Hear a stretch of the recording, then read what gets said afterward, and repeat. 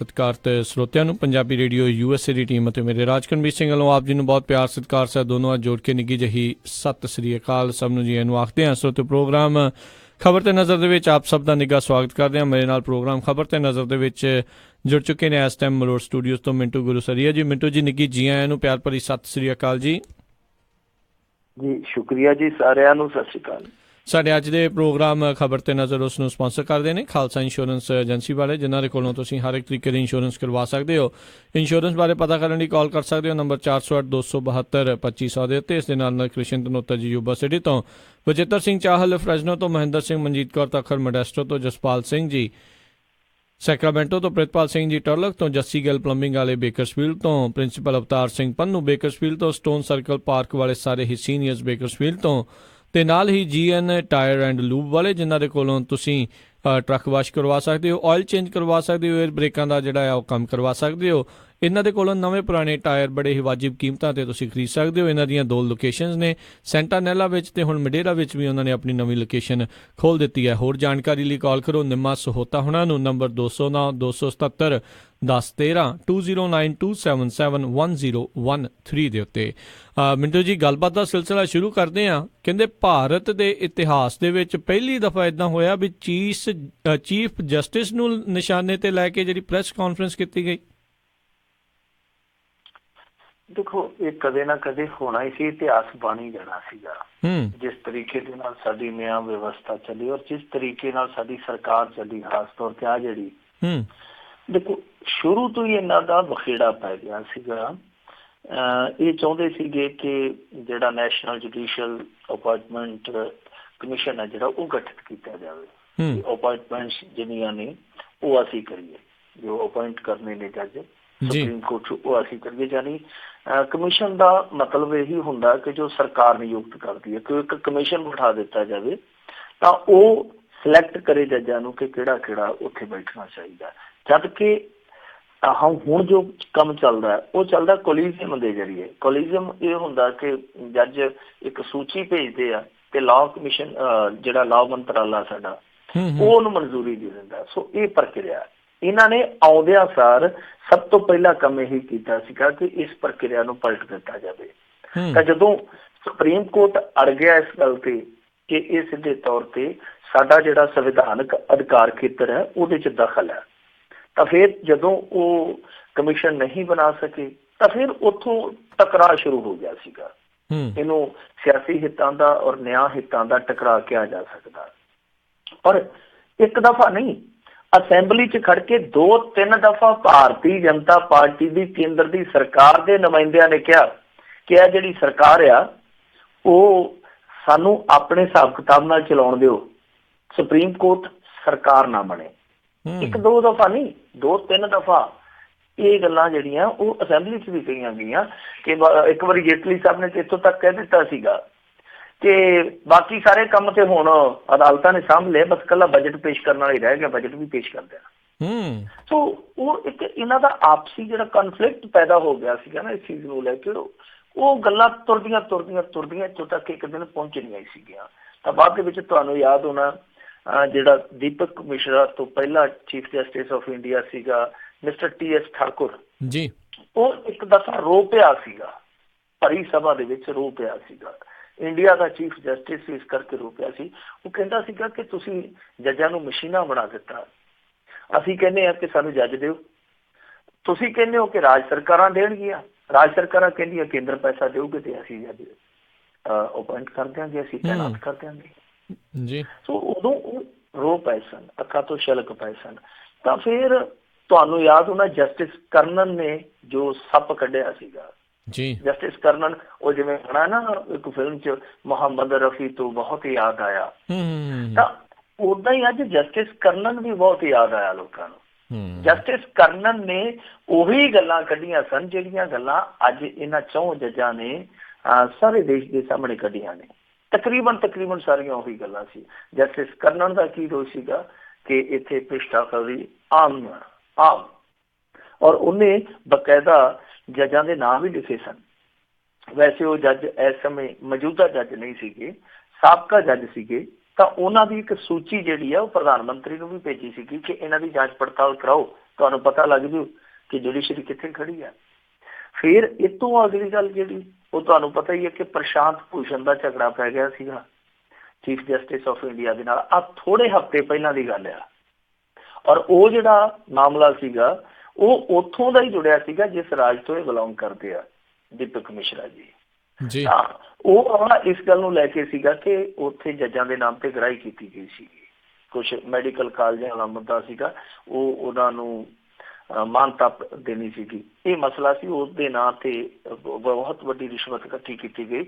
ਉਹਦੇ ਵਿੱਚ ਇੱਕ ਸਾਬਕਾ ਜਸਟਿਸ ਫਸ ਵੀ ਗਿਆ ਸੀ, ਉਹਦੇ ਨਾਮ ਤੇ FIR ਵੀ ਕੱਟੀ ਗਈ ਸੀਗੀ।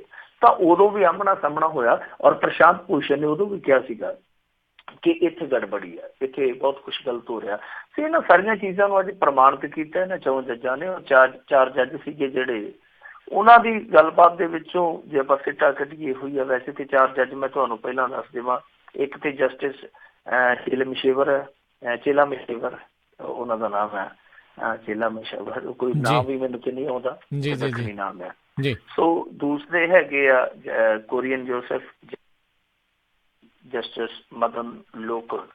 ਇਹ 4 ਜੱਜ ਆ।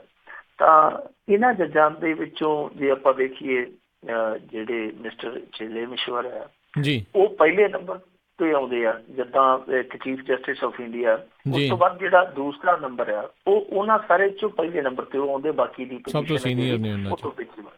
ਹਾਂਜੀ, ਉਹ ਜਿਹੜੇ ਚੀਫ ਜਸਟਿਸ ਆਫ ਇੰਡੀਆ ਤੋਂ ਪਿੱਛੇ ਵਾਲੇ ਆ ਉਹਨਾਂ ਚੋਂ ਸਭ ਤੋਂ ਸੀਨੀਅਰ ਨੇ ਉਹ। ਸੋ ਇਹਨਾਂ ਨੇ ਜਿਹੜੀਆਂ ਗੱਲਾਂ ਕਹੀਆਂ ਨੇ ਪ੍ਰਤੱਖ ਰੂਪ ਦੇ ਵਿੱਚ ਇਹੋ ਗੱਲਾਂ ਕਹੀਆਂ ਕਿ ਦੇਖੋ, ਇੱਕ ਤੇ ਆ ਕਿ ਜੇ ਅਸੀਂ ਅੱਜ ਨਾ ਬੋਲਦੇ ਤਾਂ ਹੋਰ 20 ਸਾਲਾਂ ਨੂੰ ਸਾਨੂੰ ਇਹੋ ਲੋਕਾਂ ਨੇ ਕਹਿਣਾ ਸੀਗਾ ਕਿ ਇਹਨਾਂ ਨੇ ਆਤਮਾ ਵੇਚ ਦਿੱਤੀ ਆ। ਇਹ ਹੁਣ ਤੁਸੀਂ ਆਪ ਅੰਦਾਜ਼ਾ ਲਾ ਲਓ ਕਿ ਉਹਨਾਂ ਦਾ ਅੰਦਰਲਾ ਦਰਦ ਕੀ ਸੀਗਾ। ਦੂਜੀ ਚੀਜ਼ ਉਹ ਕਹਿੰਦੀ ਕਿ ਅਸੀਂ ਚੀਫ ਜਸਟਿਸ ਆਫ ਇੰਡੀਆ ਨੂੰ ਖੁਦ ਮਿਲੇ ਵੀ ਆ, ਅਸੀਂ ਪੱਤਰ ਵੀ ਲਿਖਿਆ, ਪਰ ਉਹਨਾਂ ਨੇ ਸਾਡੀ ਗੱਲ ਨਹੀਂ ਸੁਣੀ। ਫਿਰ ਤੀਜਾ ਨੁਕਤਾ ਜਿਹੜਾ ਉਹਨਾਂ ਨੇ ਚੁੱਕਿਆ ਉਹ ਕਹਿੰਦੇ ਆ ਕਿ ਦੇਖੋ ਠੀਕ ਆ, ਉਹ ਵਿਧੀ ਵਿਧਾਨ ਦੇ ਮੁਤਾਬਕ ਬੇਸ਼ੱਕ ਸਾਡੇ ਬਰੋਬਰ ਹੀ ਆ, ਪਰ ਇੱਕ ਉਹਨਾਂ ਨੂੰ ਰੁਤਬਾ ਪ੍ਰਦਾਨ ਕੀਤਾ ਗਿਆ, ਇੱਕ ਸਨਮਾਨ ਦਿੱਤਾ ਗਿਆ ਕਿ ਉਹ ਮਾਸਟਰ ਆਫ ਰੋਸਟਰ ਰਿਹਾ। ਮਤਲਬ ਕਿ ਰੋਸਟਰ ਉਹਨਾਂ ਨੇ ਬਣਾਉਣਾ ਆਪਣੀ ਮਨਮਰਜ਼ੀ ਦੇ ਮੁਤਾਬਕ। ਪਰ ਜਿਸ ਤਰੀਕੇ ਨਾਲ ਚੁਣ ਕੇ ਉਹ ਕੇਸ ਚੁਣ ਕੇ ਬੈਂਚਾਂ ਨੂੰ ਭੇਜਦੇ ਪਿਆ, ਉਹਦੇ ਨਾਲ ਭਾਰਤ ਦਾ ਲੋਕਤੰਤਰ ਖਤਰੇ 'ਚ ਹੈ। ਬਸ ਇੱਥੇ ਹੀ ਸਾਰੀ ਕਹਾਣੀ ਦਾ ਸਾਰਾ ਅੰਸ਼ ਨਿਕਲ ਆਉਂਦਾ ਹੈ। ਜਿਹੜੀ ਆਹ ਗੱਲ ਮੈਂ ਤੁਹਾਨੂੰ ਆਖਰੀ ਸੁਣਾ ਰਿਹਾ ਕਿ ਉਹ ਚੁਣ ਕੇ ਕੇਸਾਂ ਨੂੰ ਚੁਣ ਕੇ ਬੈਂਚਾਂ ਕੋਲ ਭੇਜਦੇ ਆ, ਜਦਕਿ ਉਹ ਕਹਿੰਦੇ ਆ ਕਿ ਇਹ ਸਮੂਹਿਕ ਸਹਿਮਤੀ ਨਾਲ ਫੈਸਲਾ ਹੋਣਾ ਚਾਹੀਦਾ ਹੈ। ਇਹ ਦੇਖਣਾ ਚਾਹੀਦਾ ਹੈ, ਹਾਂ ਬਿਲਕੁਲ, ਔਰ ਇਹ ਦੇਖਣਾ ਚਾਹੀਦਾ ਹੈ ਕਿ ਇਹ ਕੇਸ ਹੈ ਜਿਹੜਾ ਉਹ ਦੇਸ਼ ਹਿੱਤ ਦੇ ਵਿੱਚ ਕਿੰਨਾ ਜ਼ਰੂਰੀ ਹੈ, ਕਿੰਨਾ ਲਾਜ਼ਮੀ ਹੈ।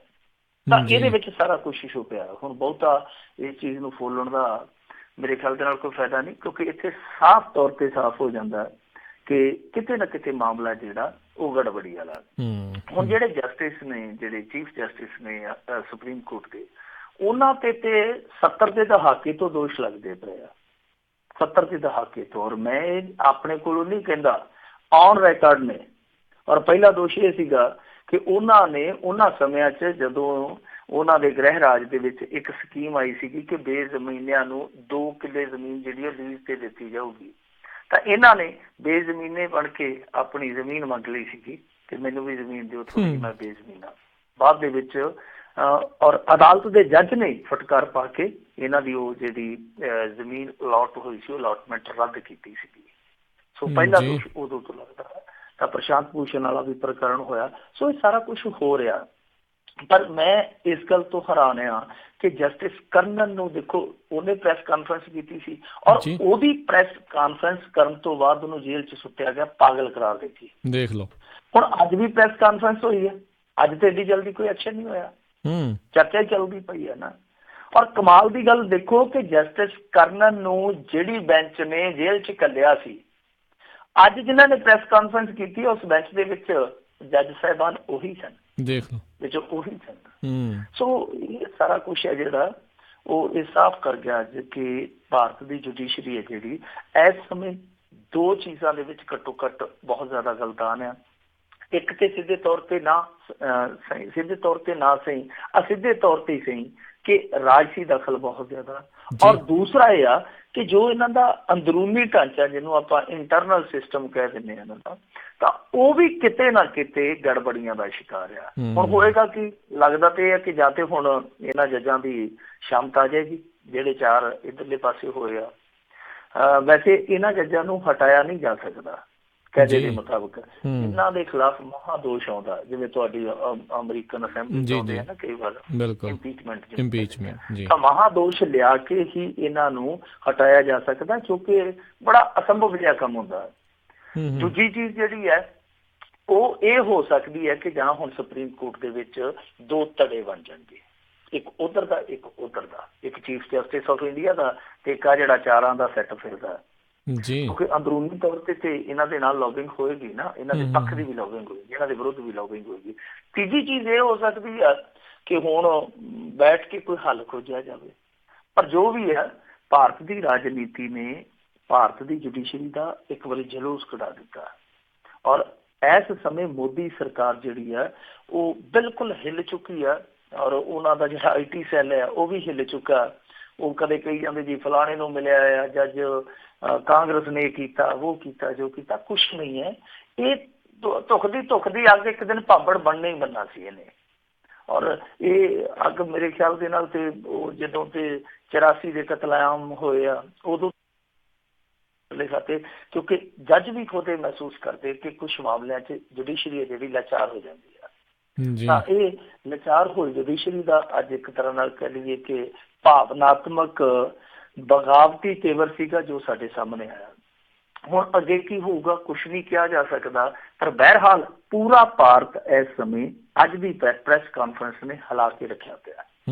ਜੀ ਬਿਲਕੁਲ ਜੀ ਬਿਲਕੁਲ, ਦੇਖਦੇ ਆਉਣ ਵਾਲੇ ਸਮੇਂ ਦੇ ਵਿੱਚ ਕੀ ਬਣਦਾ, ਕੀ ਕਰਨ ਵਾਲਾ ਹਾਲ ਇਹਨਾਂ ਦੇ ਨਾਲ ਹੁੰਦਾ ਜਾਂ ਕੁਛ ਹੋਰ ਬਣੂਗਾ। ਬਾਕੀ ਮਹਾਦੋਸ਼ ਮਿੰਟੂ ਜੀ ਜਦੋਂ ਮੀਡੀਆ ਨੇ ਸਾਬਤ ਕਰਨ ਲੱਗੇ, ਲੋਕਾਂ ਦੇ ਮਨਾਂ ਵਿੱਚ ਇਹਨਾਂ ਨੇ ਝੱਟ ਰਾਏ ਜਿਹੜੀ ਹੈ ਬਣਾ ਲੈਣੀ ਆ ਜੇ ਉਹਨਾਂ ਦੇ ਖਿਲਾਫ ਇਹਨਾਂ ਨੇ ਕੁਛ ਨਾ ਕੁਛ ਕਰਾਉਣਾ ਹੋਇਆ।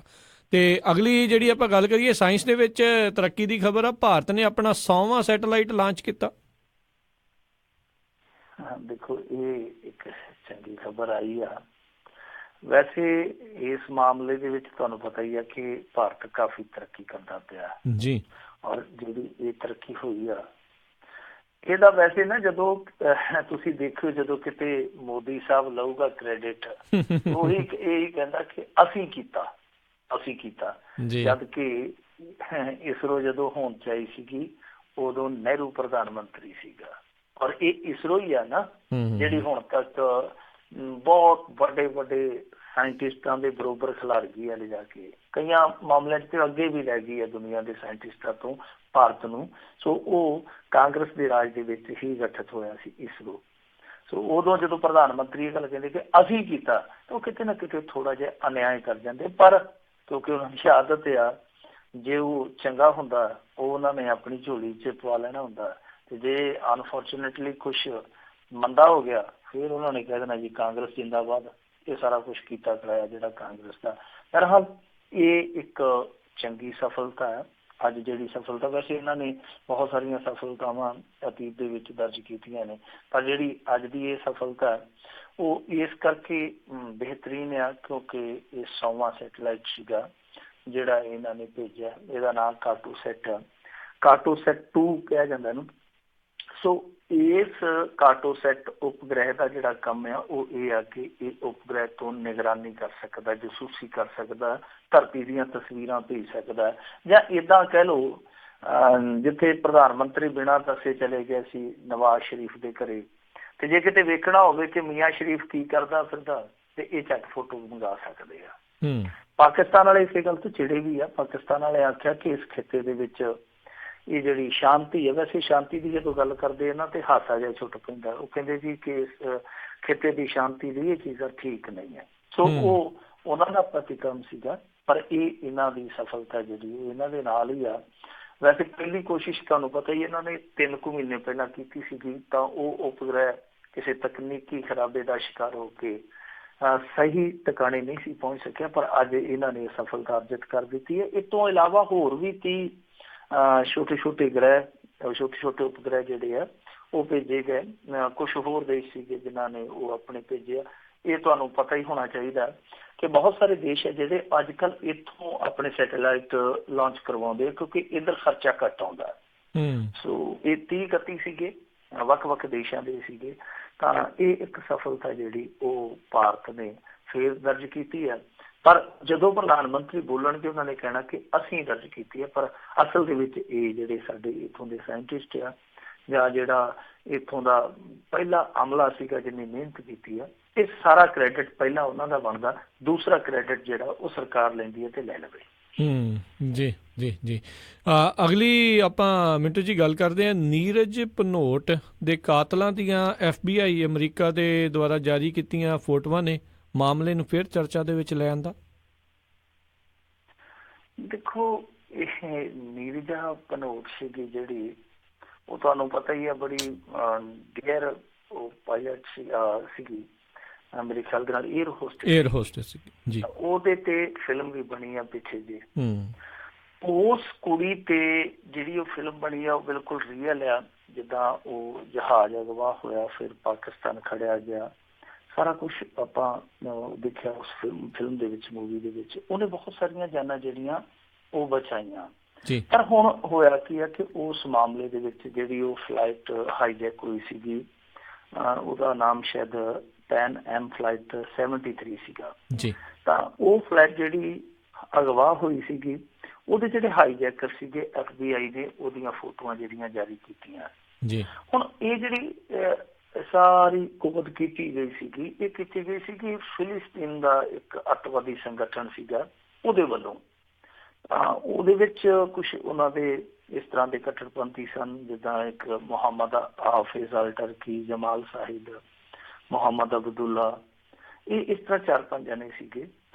ਇਹਨਾਂ ਨੇ ਉਦੋਂ ਜਦੋਂ ਇਹਨਾਂ ਨੂੰ ਮਾਰਨਾ ਸ਼ੁਰੂ ਕੀਤਾ, ਵੈਸੇ ਮਾਰਨਾ ਤਾਂ ਸ਼ੁਰੂ ਕੀਤਾ ਸੀਗਾ ਕਿਉਂਕਿ ਇਹਨਾਂ ਨੇ ਪਹਿਲਾਂ ਪਾਸਪੋਰਟ ਮੰਗੇ ਸਨ। ਉਹ ਤੁਸੀਂ ਫਿਲਮ 'ਚ ਵੀ ਦੇਖਿਆ ਹੋਣਾ ਕਿ ਸਾਰੇ ਜਿੰਨੇ ਯਾਤਰੀ ਉਹ ਪਾਸਪੋਰਟ ਜਮ੍ਹਾਂ ਕਰਾਓ, ਔਰ ਪਾਸਪੋਰਟ ਲੈ ਕੇ ਉਹਨਾਂ ਨੇ ਦੇਖਣਾ ਸੀਗਾ ਕਿ ਕਿਹੜੇ ਦੇਸ਼ ਤੋਂ ਆ, ਔਰ ਫਿਰ ਉਸ ਹਿਸਾਬ ਕਿਤਾਬ ਦੇ ਨਾਲ ਉਹਦੇ ਨਾਲ ਸਲੂਕ ਕਰਨਾ ਸੀ, ਕਰਨਾ ਸੀ, ਗੋਲੀਆਂ ਮਾਰਨੀਆਂ ਸੀ ਚੁਣ ਕੇ। ਤਾਂ ਉਹ ਜਿਹੜੀ ਕੁੜੀ ਸੀ ਨੀਰਜਾ ਭਨੋਟ ਸਾਡੇ ਇੱਥੋਂ ਦੇ ਚੰਡੀਗੜ੍ਹ ਦੀ, ਨੂੰ ਇਸ ਗੱਲ ਦੀ ਸੋਝੀ ਸੀਗੀ ਕਿ ਇਹਨਾਂ ਨੇ ਚੁਣ ਕੇ ਬੰਦੇ ਮਾਰਨੇ ਸ਼ੁਰੂ ਕਰ ਦੇਣੇ ਆ। ਤਾਂ ਉਹਨੇ ਫਿਰ ਇੱਕ ਤੇ ਪਾਸਪੋਰਟ ਦੇਣ ਤੋਂ ਵਰਜਿਆ ਸੀਗਾ, ਯਾਤਰੀਆਂ ਨੂੰ ਕਿ ਪਾਸਪੋਰਟ ਨਾ ਦਿਓ, ਔਰ ਦੂਸਰਾ ਉਹਨੇ ਜਿਹੜਾ ਐਮਰਜੈਂਸੀ ਡੋਰ ਹੁੰਦਾ ਉਹਦੇ ਥਾਣੀ ਇਹਨਾਂ ਨੂੰ ਟਪਾਉਣਾ ਸ਼ੁਰੂ ਕਰ ਦਿੱਤਾ ਸੀਗਾ। ਕੁੱਲ ਮੇਰੇ ਖਿਆਲ ਦੇ ਨਾਲ ਉਸ ਫਲਾਈਟ ਦੇ ਵਿੱਚ 379 ਦੇ ਕਰੀਬ ਯਾਤਰੀ ਸੀਗੇ, ਕਿਉਂਕਿ ਉਸ ਫਿਲਮ ਨੂੰ ਮੈਂ ਬੜਾ 2-3 ਵਾਰੀ ਗੌਰ ਦੇ ਨਾਲ ਵੇਖਿਆ, ਮੈਨੂੰ ਤਾਂ ਯਾਦ ਆ। ਉਹ 379 ਸੀਗੇ ਜਿਹੜੇ, ਉਹਨਾਂ ਦੇ ਵਿੱਚੋਂ ਉਹ ਭੱਜਦਿਆਂ 18-19 ਦੇ ਕਰੀਬ ਮਰੇ ਸੀਗੇ। ਬਾਕੀ ਜਿਹੜੇ ਸੀਗੇ ਉਹ ਬਚਾ ਲੈ ਗਏ ਸੀਗੇ, ਥੋੜੇ ਦੇ ਹੋਰ ਗੋਲੀਆਂ ਲੱਗੀਆਂ ਸੀਗੀਆਂ, ਉਹ ਕੁੜੀ ਮਾਰ ਦਿੱਤੀ ਗਈ ਸੀ। ਮੁੱਖ ਦੀ ਗੱਲ ਇਹ ਆ। ਤਾਂ ਫਿਰ ਹੋਇਆ ਕਿ ਉਸ ਤੋਂ ਬਾਅਦ ਪਾਕਿਸਤਾਨ ਦੀ ਪੁਲਿਸ ਨੇ ਇਹਨਾਂ ਨੂੰ ਗ੍ਰਿਫਤਾਰ ਕਰ ਲਿਆ ਸੀ, ਜਿੰਨੇ ਹਾਈਜੈਕਰ ਸੀਗੇ, ਇਹਨਾਂ ਨੂੰ ਕਾਬੂ ਕਰ ਲਿਆ ਸੀ। ਉਹ ਤੋਂ ਬਾਅਦ ਇਹ ਲੰਮਾ ਸਮਾਂ ਪਾਕਿਸਤਾਨ ਦੀ ਜੇਲ੍ਹ ਦੇ ਵਿੱਚ ਰਹੇ ਆ। ਪਾਕਿਸਤਾਨ ਦੀ ਜੇਲ੍ਹ ਦੇ ਵਿੱਚ ਇਹਨਾਂ ਨੇ ਬਹੁਤ ਲੰਮਾ ਸਮਾਂ ਬਿਤਾਇਆ। ਆ ਜਦੋਂ 2000 ਚੜ੍ਹਿਆ, ਇਹ 2000 ਚੜ੍ਹੇ ਤੋਂ ਬਾਅਦ 2001-2 ਦੇ ਵਿੱਚ ਪਹਿਲੀ ਰਿਹਾਈ ਵੀ ਹੋ ਗਈ ਸੀਗੀ ਇੱਕ ਬੰਦੇ ਦੀ, ਔਰ ਦੂਸਰੇ ਜਿਹੜੇ 4 ਬਚੇ ਸੀਗੇ ਉਹਨਾਂ ਦੀ ਰਿਹਾਈ ਜਾ ਕੇ ਹੁੰਦੀ ਹੈ 2009 ਦੇ ਵਿੱਚ। ਹੁਣ ਤੁਸੀਂ ਆਪ ਹੀ ਅੰਦਾਜ਼ਾ ਲਾ ਲਓ ਕਿ 1986 ਦੀ ਇਹ ਘਟਨਾ ਹੈ। 14 ਤੇ 9 23 ਸਾਲ ਉਹ ਜੇਲ੍ਹ ਦੇ ਵਿੱਚ ਰਹਿ ਕੇ ਗਏ ਆ, ਔਰ FBI ਹੁਣ ਉਹਨਾਂ ਦੇ ਸਕੈਚ ਜਾਰੀ ਕਰਦੀ ਪਈ ਆ। ਇਹਦਾ ਮਤਲਬ ਇਹ ਆ ਕਿ ਜਿਸ ਸਮੇਂ ਪਾਕਿਸਤਾਨ ਨੇ ਰਿਹਾ ਕੀਤਾ ਉਹਨਾਂ ਨੂੰ, ਤਾਂ ਉਸ ਸਮੇਂ ਅਮਰੀਕਾ ਦੇ ਨਾਲ ਕੋਈ ਉਹਨਾਂ ਦਾ ਤਾਲਮੇਲ ਨਹੀਂ ਸੀ, ਜਾਂ ਅਮਰੀਕਾ ਨੇ ਉਹਨਾਂ ਦੇ ਨਾਲ ਤਾਲਮੇਲ ਕਰਨ ਤੋਂ ਸਮਾਂ ਖੁੰਝਾ ਲਿਆ। ਕਿਉਂਕਿ ਜਿਸ ਸਮੇਂ ਉਹ ਰਿਹਾ ਹੋਏ ਸੀਗੇ ਤਾਂ ਉਸ ਸਮੇਂ ਜੇ ਚਾਹੁੰਦਾ ਅਮਰੀਕਾ ਤੇ ਹੋ ਸਕਦਾ ਸੀਗਾ ਕਿਸੇ ਨਾ ਕਿਸੇ ਤਰੀਕੇ ਨਾਲ ਉਹਨਾਂ ਨੂੰ ਲੈ ਆਉਂਦਾ। ਪਰ ਉਹ ਫਿਲਿਸਤੀਨ ਦੇ ਜਿਹੜੇ ਬੰਦੇ ਸੀਗੇ, ਇਹ ਪਾਕਿਸਤਾਨ ਵਾਲੇ ਦੱਸਦੇ ਕਿ ਉਸ ਤੋਂ ਬਾਅਦ ਵੀ ਉਹ ਆਪਣੇ ਦੇਸ਼ ਚਲੇ ਗਏ, ਪਰ ਕੁਛ ਲੋਕ ਇਹ ਮੰਨਦੇ ਕਿ ਉਹਨਾਂ ਚੋਂ 1-2 ਬੰਦੇ ਜਿਹੜੇ ਸੀ ਉਹ ਅਫਗਾਨਿਸਤਾਨ 'ਚ ਮਰੇ ਆ ਬਾਅਦ ਦੇ ਵਿੱਚ ਇੱਕ ਡਰੋਨ ਹਮਲੇ 'ਚ। ਸੱਚਾਈ ਪਤਾ ਨਹੀਂ ਕੀ ਹੈ, ਪਰ FBI ਵਾਲਿਆਂ ਨੇ ਅੱਜ ਇਹਨਾਂ ਦੀਆਂ ਤਸਵੀਰਾਂ ਜਿਹੜੀਆਂ ਉਹ ਇਸ ਉਮਰ ਦੇ ਵਿੱਚ, ਜਦੋਂ ਕਿ ਉਹ ਬਿਲਕੁਲ ਬਿਰਧ ਅਵਸਥਾ 'ਚ ਚਲੇ ਗਏ ਹਾਈਜੈਕਰ, ਉਸ ਬਿਰਧ ਅਵਸਥਾ ਦੀਆਂ ਫੋਟੋਆਂ ਜਾਰੀ ਕੀਤੀਆਂ। ਸੋ ਲੋਕ ਕਈ ਕਿਸਮ ਦੇ ਚਰਚੇ ਵੀ ਕਰਦੇ ਪਏ ਆ, ਸਵਾਲ ਵੀ ਕਰਦੇ ਪਏ ਆ ਕਿ ਜਦੋਂ ਤੱਕ ਇਹ ਪਾਕਿਸਤਾਨ ਦੀਆਂ ਜੇਲ੍ਹਾਂ 'ਚ ਸੀਗੇ ਉਦੋਂ ਤੱਕ ਤੇ ਕੁਛ ਵੀ ਨਹੀਂ ਕੀਤਾ ਗਿਆ, ਹੁਣ ਜਦੋਂ ਉਹਨਾਂ ਦਾ ਕੋਈ ਥਹੁ ਪਤਾ ਹੀ ਨਹੀਂ, ਜਦੋਂ ਇਹ ਵੀ ਇੱਕ ਚਰਚਾ ਛਿੜਦਾ ਕਿ ਉਹ ਬੰਦੇ ਇਸ ਸਮੇਂ ਸੰਸਾਰ ਦੇ ਵਿੱਚ ਹੈ ਹੀ ਨਹੀਂ, ਤਾਂ ਉਸ ਸਮੇਂ FBI ਨੇ ਫੋਟੋਆਂ ਜਾਰੀ ਕੀਤੀਆਂ। ਬਹਰਹਾਲ ਉਸ ਸਾਰੇ ਘਟਨਾਕ੍ਰਮ ਨੂੰ ਲੋਕਾਂ ਨੇ ਅੱਜ ਇੱਕ ਵਾਰ ਫਿਰ ਇਸ ਫੋਟੋ ਪਰ ਕਰਨ ਦੇ ਬਹਾਨੇ ਯਾਦ ਜ਼ਰੂਰ ਕੀਤਾ। ਜੀ ਜੀ। ਅਗਲੀ ਜਿਹੜੀ ਆਪਾਂ ਗੱਲ ਕਰੀਏ ਮਿੰਟੂ ਜੀ, ਵੀ ਮਦਰਸਾ ਮਾਮਲੇ ਤੇ ਬੋਲਣ ਵਾਲੇ ਵਸੀਮ ਰਿਜ਼ਵੀ ਨੂੰ ਲੀਗਲ ਨੋਟਿਸ ਭੇਜਿਆ। ਜਿਹੜਾ ਇਹ ਵਸੀਮ ਰਿਜ਼ਵੀ ਆ, ਇਹ ਪਹਿਲਾਂ ਸਮਾਜਵਾਦੀ ਪਾਰਟੀ 'ਚ ਵੀ ਹੁੰਦਾ ਸੀਗਾ, ਮੇਰੇ ਖਿਆਲ ਦੇ ਨਾਲ ਇੱਕ ਦੋ ਹੋਰ ਪਾਰਟੀਆਂ ਵੀ ਜਿਹੜੀਆਂ ਉਗਾ ਕੇ ਆਇਆ। ਇਹ ਹੁਣ ਸ਼ੀਆ ਸੈਂਟਰਲ ਵਕਫ ਬੋਰਡ ਦਾ ਮੁਖੀ ਵੀ ਆ ਜੀ। ਵਸੀਮ ਰਿਜ਼ਵੀ ਨੇ ਥੋੜੇ ਦਿਨ ਪਹਿਲਾਂ 2-3 ਦਿਨ ਪਹਿਲਾਂ ਇੱਕ ਬਿਆਨ ਦਿੱਤਾ ਸੀਗਾ। ਬਿਆਨ ਇਹ ਦਿੱਤਾ ਸੀਗਾ ਕਿ ਕੁਛ ਮਦਰਸੇ ਆ ਜਿਹੜੇ ਉਹ ਅੱਤਵਾਦੀ ਪੈਦਾ ਕਰਦੇ ਪਏ ਆ। ਤਾਂ ਇਸ ਬਿਆਨ ਤੇ ਹਾ ਹੱਲਾ ਮਚ ਗਿਆ। ਓਵੈਸੀ ਬਹੁਤ ਪਤਾ ਹੋਇਆ ਇਸ ਮੁੱਦੇ ਤੇ, ਉਹਨੇ ਕਾਫੀ ਖਰੀਆਂ ਖੋਟੀਆਂ ਸੁਣਾਈਆਂ ਇਹਨੂੰ। ਵੈਸੇ ਓਵੈਸੀ ਕਿਸੇ ਨੂੰ ਨਹੀਂ ਛੱਡਦਾ, ਉਹ ਵਕਤੀ ਜੀ ਲੈ ਕੇ ਪੈ ਜਾਂਦਾ ਹਰੇਕ ਦੇ ਮਗਰ। ਤਾਂ ਇਹ ਰਿਜ਼ਵੀ ਸੀ ਜਿਹੜਾ, ਇਹ ਆਪਣੇ ਬਿਆਨ ਤੇ ਅੜਿਗ ਰਿਹਾ, ਕਹਿੰਦਾ ਜੀ ਮੈਂ ਜੋ ਕਿਹਾ ਠੀਕ ਕਿਹਾ। ਤੇ ਅੱਜ ਫਿਰ ਇਹਨੂੰ ਲੀਗਲ ਨੋਟਿਸ ਭੇਜ ਦਿੱਤਾ ਗਿਆ। ਸੋ ਇਹ ਜਿਹੜਾ ਲੀਗਲ ਨੋਟਿਸ ਭੇਜਿਆ ਗਿਆ, ਇਹ ਹੁਣ ਨੋਟਿਸ ਅੱਗੋਂ ਇਹਦਾ ਕੀ ਵਿਗਾੜੂਗਾ, ਕੀ ਇਹ ਜਵਾਬ ਦੇਊਗਾ, ਉਹਦਾ ਅੰਦਾਜ਼ਾ ਇਸ ਗੱਲ ਤੋਂ ਹੀ ਲਾ ਲਓ ਕਿ ਇਹ ਕਹਿੰਦਾ ਜੀ ਕਿ ਕੋਈ ਗੱਲ ਨਹੀਂ, ਆਉਂਦਾ ਜਿਹੜਾ ਨੋਟਿਸ ਆ ਜਾਵੇ, ਮੈਂ ਤੇ ਆਪਦੀ ਕਬਰ ਪੁੱਟ ਕੇ ਪਹਿਲੇ ਤਿਆਰ ਕੀਤੀ ਆ, ਮੇਰਾ ਕੀ ਕਰ ਲੂਗਾ ਕੋਈ ਜੀ। ਇਹਦਾ ਮਤਲਬ ਇਹ ਆ ਕਿ ਇਹ ਜਿਹੜੀ ਗੱਲ ਕਹਿ ਕੇ ਹਟਿਆ, ਇਹਨੇ ਉਸ ਗੱਲ ਤੋਂ ਪਿੱਛੇ ਹਟਣਾ ਨਹੀਂ। ਇਹ ਜਿਹੜਾ ਸ਼ੀਆ ਸੈਂਟਰਲ ਵਕਫ ਬੋਰਡ ਆ, ਤੁਹਾਨੂੰ ਯਾਦ ਹੋਣਾ ਕਿ ਇਹਨਾਂ ਨੇ ਪਿੱਛੇ ਜੇ ਸੁਪਰੀਮ ਕੋਰਟ 'ਚ ਜਾ ਕੇ ਪੇਸ਼ਕਸ਼ ਵੀ ਕਰ ਦਿੱਤੀ ਸੀਗੀ ਕਿ ਜੀ ਦੇਖੋ ਹੱਕ ਸਾਡਾ ਵੀ ਬਣਦਾ, ਔਰ ਅਸੀਂ ਚਾਹੁੰਦੇ ਹਾਂ ਕਿ ਆਹ ਜਿਹੜਾ ਰਾਮ ਦਾ ਮੰਦਿਰ ਆ, ਇਹ ਰਾਮ ਦਾ ਮੰਦਿਰ ਇੱਥੋਂ ਚੱਕ ਕੇ ਇਹ ਇੱਥੇ ਰੱਖਿਆ ਜਾਵੇ, ਤੇ ਜਿਹੜੀ ਬਾਬਰੀ ਮਸਜਿਦ ਆ ਇਹਦੇ ਥਾਂ ਤੇ ਸਾਨੂੰ ਬਾਹਰ ਇੱਕ ਮਸਜਿਦ ਬਣਾ ਦਿਓ, ਜਿੱਥੇ ਮਰਜ਼ੀ ਬਣਾ ਦਿਓ ਜੀ। ਔਰ ਜਿਹੜਾ ਕਿ ਸ਼ੀਆ ਵਕਫ ਬੋਰਡ ਸੀਗਾ ਜਿਹੜਾ, ਇਹ 1943 'ਚ ਪਹਿਲਾਂ ਕੇਸ ਹਾਰ ਚੁੱਕਾ। ਇਹਨਾਂ ਨੇ ਜਿਹੜੀ ਦਾਅਵੇਦਾਰੀ ਕੀਤੀ ਸੀਗੀ 1943 'ਚ ਕੇਸ ਹਾਰ ਚੁੱਕੇ ਆ। ਇਹਨਾਂ ਨੇ ਉਦੋਂ ਵੀ ਇਹ ਜ਼ਿਰਾ ਕੀਤੀ ਸੀਗੀ ਕਿ ਸਾਨੂੰ ਪਾਰਟੀ ਬਣਾਇਆ ਜਾਵੇ, ਅਸੀਂ ਦਾਅਵੇਦਾਰ ਹਾਂ। ਤਾਂ ਉਦੋਂ ਕੋਰਟ ਨੇ ਇਹਨਾਂ ਦੀ ਦਾਅਵੇਦਾਰੀ ਰੱਦ ਕਰ ਦਿੱਤੀ ਸੀਗੀ। ਹੁਣ ਵੀ ਕੋਸ਼ਿਸ਼ ਕੀਤੀ ਇਹਨਾਂ ਨੇ ਕਿ ਪਾਰਟੀ ਬਣੀਏ, ਪਰ ਪਾਰਟੀ ਇਹਨਾਂ ਨੂੰ ਨਹੀਂ ਬਣਾਇਆ ਗਿਆ। ਹੁਣ ਇਹਦਾ ਤੁਹਾਨੂੰ ਪਤਾ ਹੀ ਹੈ ਕਿ ਸ਼ੀਆ ਔਰ ਸੁੰਨੀ ਇਹਨਾਂ ਦੋਨਾਂ ਦਾ ਰੌਲਾ ਹੈ। ਸ਼ੀਆ ਵਕਫ ਬੋਰਡ ਵਾਲੇ ਇਹ ਟੋਚਰ ਕੋਈ ਨਾ ਕੋਈ ਉੱਥੇ ਜਾ ਕੇ ਪੁੱਠੀ ਢਾਹ ਦਿੰਦੇ ਆ ਸੁੰਨੀ ਵਕਫ ਬੋਰਡ ਦੇ ਉਲਟ। ਜਿੱਦਾਂ ਮੈਂ ਤੁਹਾਨੂੰ ਅੱਗੇ ਦੱਸਿਆ, ਉਹ ਕਹਿੰਦੇ ਜੀ ਬਾਬਰੀ ਮਸਜਿਦ ਉਹ ਅਸੀਂ ਉੱਥੇ ਬਣਾ ਲਾਂਗੇ, ਬਾਹਰ ਸਾਨੂੰ ਕੋਈ ਫਰਕ ਨਹੀਂ ਪੈਂਦਾ, ਨਮਾਜ਼ ਹੀ ਅਦਾ ਕਰਨੀ ਆ, ਤੁਸੀਂ ਇੱਥੇ ਆਪਣਾ ਮੰਦਿਰ ਬਣਾ ਲਓ, ਭਾਈਚਾਰਾ ਕਾਇਮ ਰਵੇ। ਤਾਂ ਇਹ ਲੋਕ ਜੋ ਕਰਦੇ ਪਏ ਆ, ਇਹਨਾਂ ਤੋਂ ਇਹਨਾਂ ਦੀ ਭਰੋਸੇਯੋਗਤਾ ਜਿਹੜੀ ਉਹ ਸਾਫ਼ ਝਲਕਦੀ ਹੈ। ਸੋ ਮੁਸਲਮਾਨਾਂ ਦੇ ਵਿੱਚ ਖਾਸ ਤੌਰ ਤੇ ਸੁੰਨੀਆਂ ਦੇ ਵਿੱਚ ਇਹਨਾਂ ਨੂੰ ਲੈ ਕੇ ਕਾਫੀ ਜਿਹੜੀ ਉਹ ਤਲਖੀ ਪਾਈ ਜਾਂਦੀ ਹੈ। ਹੁਣ ਸਿੱਧੇ ਤੌਰ ਤੇ ਲੋਕੀ ਕਹੀ ਜਾਂਦੇ ਆ ਕਿ ਦੇਖੋ ਜੀ ਇਹ ਅੰਦਰ ਖਾਤੇ ਭਾਰਤੀ ਜਨਤਾ ਪਾਰਟੀ ਦੇ ਨਾਲ ਰਲੇ ਹੋਏ ਆ, ਔਰ ਇੱਕ ਤਰ੍ਹਾਂ ਨਾਲ ਭਾਰਤੀ ਜਨਤਾ ਪਾਰਟੀ ਦੀ ਬੀ ਟੀਮ ਵਜੋਂ ਹੀ ਬੈਟਿੰਗ ਕਰਦੇ ਪਏ ਆ। ਇਸ ਚੀਜ਼ ਨੂੰ ਛੱਡ ਕੇ ਜਿਹੜਾ ਰਿਜ਼ਵੀ ਨੇ ਬਿਆਨ ਦਿੱਤਾ, ਉਹਦੀ ਆਪਾਂ ਜੇ ਗੱਲ ਕਰੀਏ, ਦੇਖੋ ਜੇ ਕੋਈ ਇਸ ਤਰ੍ਹਾਂ ਦੀ ਗੱਲਬਾਤ ਹੈ, ਵੈਸੇ ਮਦਰਸੇ ਅੱਜ ਕੱਲ੍ਹ ਇਹਨਾਂ ਦੀ ਅੱਖ 'ਚ ਬਹੁਤ ਚੁੱਭਦੇ ਪਏ ਆ। ਕਦੇ ਮਦਰਸਿਆਂ ਦੀਆਂ ਤਨਖਾਹਾਂ ਰੋਕ ਦਿੰਦੇ ਆ, ਉਹਨਾਂ ਦੇ ਜਿਹੜੇ ਟੀਚਰ ਆ ਪਿਛਲੇ 2.5 ਸਾਲ ਤੋਂ ਉਹਨਾਂ ਨੂੰ ਤਨਖਾਹਾਂ ਨਹੀਂ ਦਿੱਤੀਆਂ ਗਈਆਂ। ਕਦੇ ਕਹਿ ਦਿੰਦੇ ਆ ਜੀ ਇਹਦੇ 'ਚ ਜਨ ਗਣ ਮਨ ਗਾਉਣਾ ਲਾਜ਼ਮੀ ਆ, ਕਦੇ ਉਹ ਕਹਿੰਦੇ ਕ੍ਰਿਸਮਿਸ ਦੀ ਛੁੱਟੀ ਕਰੋ। ਰਿਜ਼ਵੀ ਤੇ ਇੱਥੋਂ ਤੱਕ ਕਹਿੰਦਾ ਕਿ ਦੂਜੇ ਜਿਹੜੇ ਭਾਈਚਾਰੇ ਦੇ ਜਵਾਕ ਆ, ਚਾਹੇ ਕੋਈ ਹਿੰਦੂ, ਮੁਸਲਿਮ, ਸਿੱਖ, ਬੋਧੀ, ਜੈਨੀ, ਉਹਨਾਂ ਦੇ ਬੱਚਿਆਂ ਨੂੰ ਵੀ ਤਾਲੀਮ ਦੇਵੋ। ਤੇ ਉਹ ਕਹਿੰਦੇ ਕਿ ਅਸੀਂ ਤੇ ਸਿਰਫ ਆਪਣੇ ਬੱਚਿਆਂ ਨੂੰ ਧਾਰਮਿਕ ਤਾਲੀਮ ਦਿੰਦੇ ਹਾਂ, ਦੂਸਰੀ ਤਾਲੀਮ ਦਿੰਦੇ ਹਾਂ। ਫਿਰ ਇਹ ਕਹਿੰਦਾ ਕਿ ਨਹੀਂ, ਨਾਲ ਦੂਸਰਾ ਵਿਗਿਆਨ ਵੀ ਪੜ੍ਹਾਓ, ਹਿਸਾਬ ਵੀ ਪੜ੍ਹਾਓ, ਕਿਤਾਬ ਵੀ ਪੜ੍ਹਾਓ। ਇਹ ਆਪਣੀਆਂ ਉੱਥੇ ਜੁਗਤਬੰਦੀਆਂ ਦੱਸਦਾ ਪਿਆ। ਉਹ ਕਹਿੰਦੇ ਕਿ ਤੂੰ ਖਾਮੋਸ਼ ਰਹਿ, ਤੂੰ ਸਾਥੋਂ ਕੀ ਲੈਣਾ। ਪਰ ਇਹ ਟੋਚਰ ਕੋਈ ਨਾ ਕੋਈ ਡਾਈ ਰੱਖਦਾ।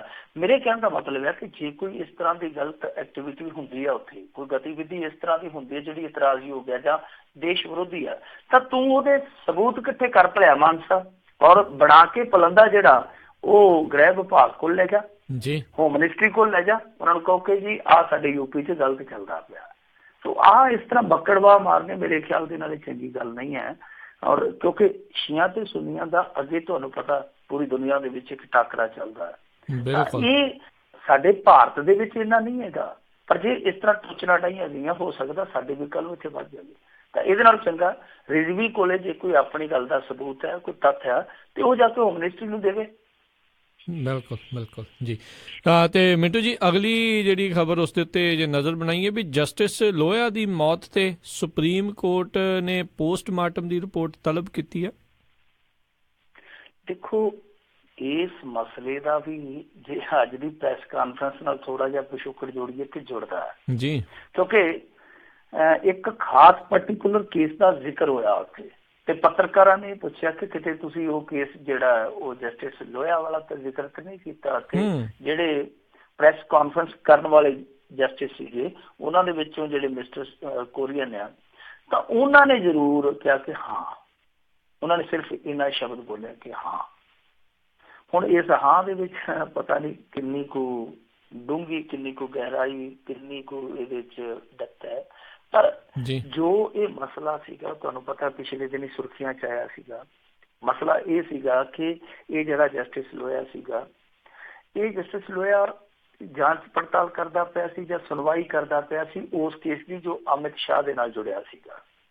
ਤਾਂ ਚੱਲਦੇ ਕੇਸ ਦੇ ਵਿੱਚ ਕਾਫੀ ਕੁਛ ਹੋਇਆ। ਉਹਦੇ ਘਰ ਦੇ ਤੇ ਕਹਿੰਦੇ ਆ ਕਿ ਦਿੱਲੀ ਦੇ ਹਾਈ ਕੋਰਟ ਦੇ ਇੱਕ ਜਸਟਿਸ ਨੇ ਸੱਦ ਕੇ ਇਹਨੂੰ 100 ਕਰੋੜ ਦੀ ਪੇਸ਼ਕਸ਼ ਵੀ ਕੀਤੀ ਸੀ, ਫਿਰ ਦਬਾਅ ਪਾਇਆ ਗਿਆ ਇਹਦੇ ਤੇ, ਪਰ ਇਸ ਬੰਦੇ ਨੇ ਅਮਿਤ ਸ਼ਾਹ ਨੂੰ ਤਲਬ ਵੀ ਕਰ ਲਿਆ ਸੀਗਾ। ਅਮਿਤ ਸ਼ਾਹ ਆਇਆ ਨਹੀਂ ਤੇ ਇਹਨੇ ਉਹਨੂੰ ਘੇਰ ਲਿਆ ਸੀਗਾ ਜਸਟਿਸ ਲੋਇਆ ਨੇ ਕਿ ਭਾਈ ਤੂੰ ਕਹਿੰਦਾ ਕਿ ਮੈਂ ਬਿਮਾਰ ਆ ਤੇ ਤੂੰ ਅਦਾਲਤ ਤੋਂ 3 ਕਿਲੋਮੀਟਰ ਦੂਰ ਉਦੋਂ ਪੋਲੀਟੀਕਲ ਸਮਾਗਮ ਕਰਦਾ ਪਿਆ ਸੀਗਾ, ਝੂਠ ਬੋਲਦਾ ਤੂੰ, ਅਦਾਲਤ ਨੂੰ ਬੇਵਕੂਫ ਬਣਾਉਣਾ।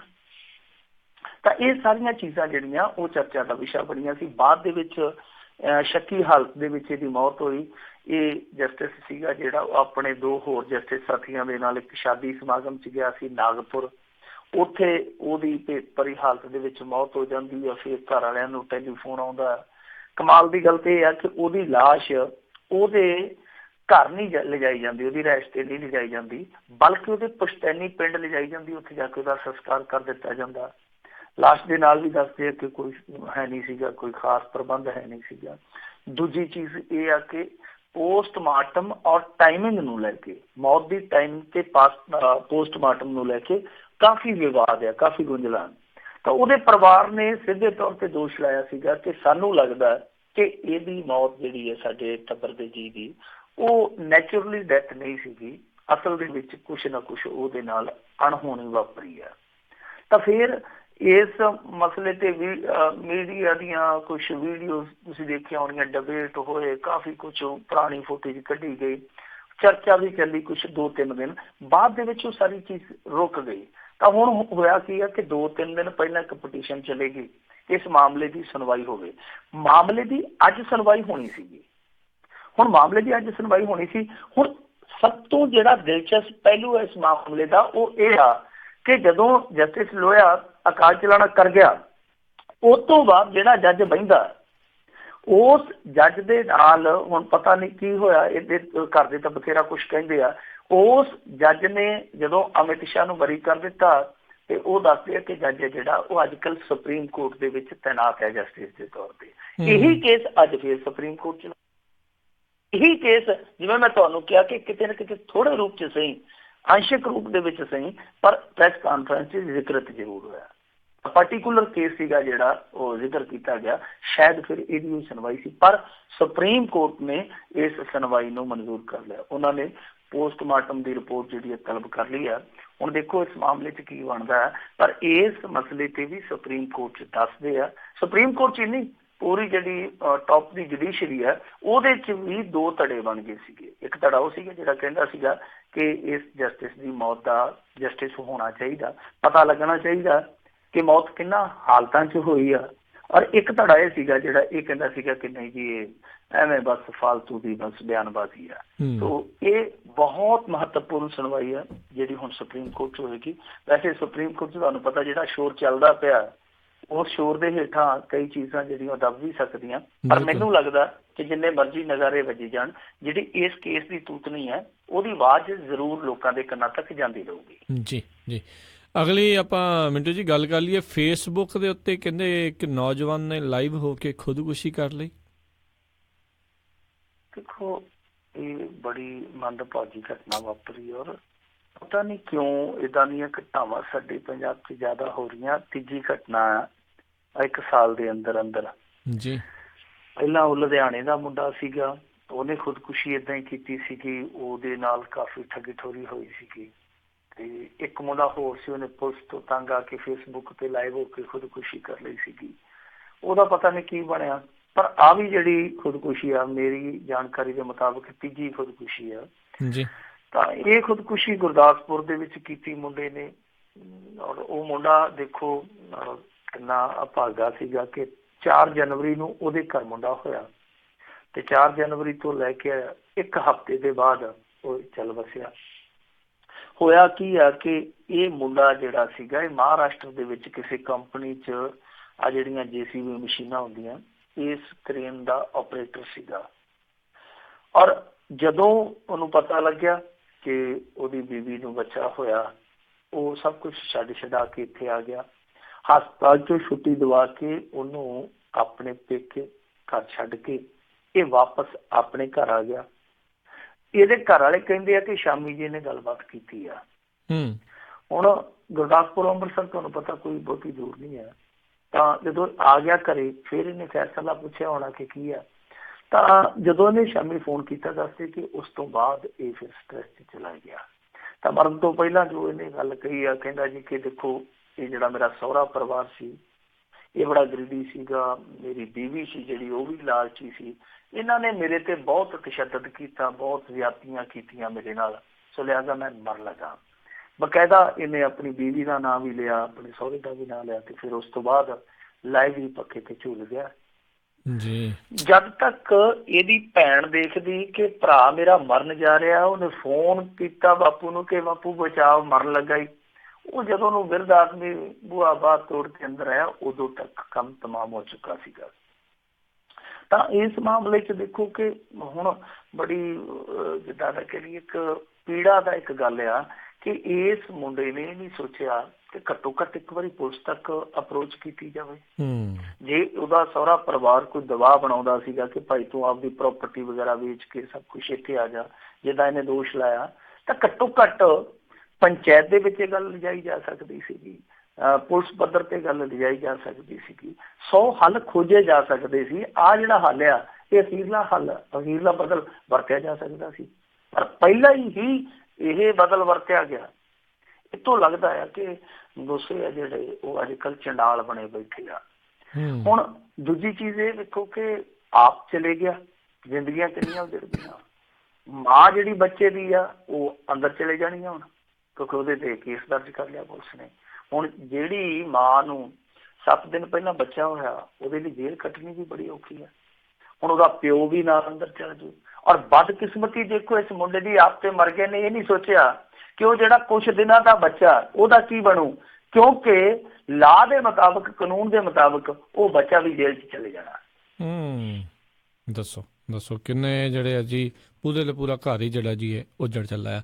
ਤੇ ਮਿੰਟੂ ਜੀ ਇੱਥੇ ਆਪਾਂ ਬ੍ਰੇਕ ਲਵਾਂਗੇ, ਬ੍ਰੇਕ ਤੋਂ ਬਾਅਦ ਦੇ ਵਿੱਚ ਮੁੜ ਕੇ ਫਿਰ ਵਾਪਸ ਆਉਂਦੇ ਆ। ਤੇ ਸਰੋਤਿਓ, ਜੇ ਤੁਹਾਡੇ ਕੋਲ ਵੀ ਕੋਈ ਖਬਰ ਹੈਗੀ, ਤੁਸੀਂ ਕੋਈ ਸਵਾਲ ਜਿਹੜਾ ਆ ਇਨਫੈਕਟ ਕਿਸੇ ਖਬਰ ਦੇ ਪ੍ਰਤੀ ਪੁੱਛਣਾ ਚਾਹੁੰਦੇ ਹੋ ਮਿੰਟੂ ਗੁਰੂਸਰੀਆ ਜੀ ਨੂੰ, ਤਾਂ ਕਾਲ ਕਰ ਸਕਦੇ ਹੋ।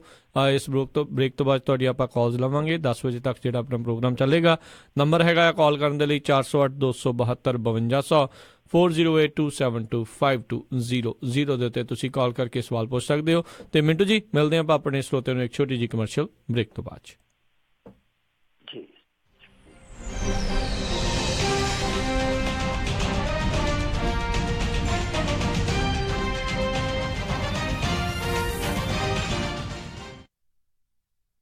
ਜੇਕਰ ਅਜੇ ਵੀ ਤੁਸੀਂ ਓਬਾਮਾ ਕੇਅਰ ਹੈਲਥ ਇੰਸ਼ੋਰੈਂਸ ਨਹੀਂ ਕਰਵਾਈ, ਜਾਂ ਫਿਰ ਤੁਸੀਂ ਆਪਣੀ ਇੰਸ਼ੋਰੈਂਸ ਦੀ ਸਸਤੀ ਪਲਾਨ ਚੇਂਜ ਕਰਵਾਉਣਾ ਚਾਹੁੰਦੇ ਹੋ, ਤਾਂ ਇਹ ਸਭ ਸੇਵਾਵਾਂ ਦੇ ਲਈ ਅੱਜ ਹੀ ਕਾਲ ਕਰੋ ਖਾਲਸਾ ਇੰਸ਼ੋਰੈਂਸ ਏਜੰਸੀ ਵਾਲਿਆਂ ਨੂੰ 408 272 2500 ਦੇ ਉੱਤੇ। 2018 ਦੇ ਵਿੱਚ ਜੇਕਰ ਤੁਹਾਡੇ ਕੋਲ ਹੈਲਥ ਇੰਸ਼ੋਰੈਂਸ ਨਹੀਂ ਹੈ ਤਾਂ ਅਗਲੇ ਸਾਲ ਦੇ ਇਨਕਮ ਟੈਕਸ ਰਿਟਰਨ ਦੇ ਵਿੱਚ ਤੁਹਾਨੂੰ ਪੈਨਲਟੀ ਦੇਣੀ ਪਵੇਗੀ। 2018 ਦੇ ਵਿੱਚ ਬਹੁਤ ਸਾਰੀਆਂ ਇੰਸ਼ੋਰੈਂਸ ਕੰਪਨੀਆਂ ਨੇ ਆਪਣੇ ਪਲਾਨਸ ਦੇ ਰੇਟ ਤਬਦੀਲ ਕੀਤੇ ਦਿੱਤੇ ਹਨ। ਕਵਰਡ ਕੈਲੀਫੋਰਨੀਆ ਓਬਾਮਾ ਕੇਅਰ ਦੀ ਨਵੀਂ ਐਪਲੀਕੇਸ਼ਨ ਭਰਨੀ ਹੋਵੇ, ਚੱਲ ਰਹੀ ਪਲਾਨ ਨੂੰ ਚੇਂਜ ਕਰਨਾ ਹੋਵੇ ਜਾਂ ਹੋਰ ਪਲਾਨ ਦੇ ਰੇਟ ਚੈੱਕ ਕਰਨੇ ਹੋਣ ਤਾਂ ਅੱਜ ਹੀ ਕਾਲ ਕਰੋ ਖਾਲਸਾ ਇੰਸ਼ੋਰੈਂਸ ਏਜੰਸੀ ਵਾਲਿਆਂ ਨੂੰ 408-272-2500 4082722500।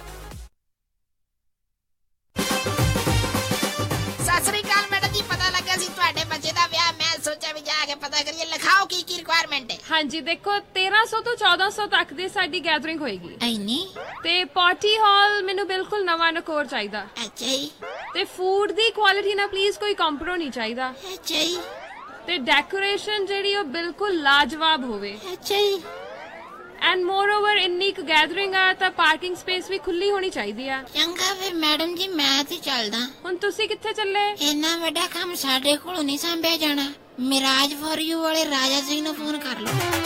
ਮਿਰਾਜ ਬੈਂਕਟ ਹਾਲ ਜਿਨ੍ਹਾਂ ਕੋਲ ਨੇ 2 ਬੈਂਕਟ ਹਾਲ 300 ਤੇ 1000 ਦੀ ਕੈਪੈਸਿਟੀ ਵਾਲੇ।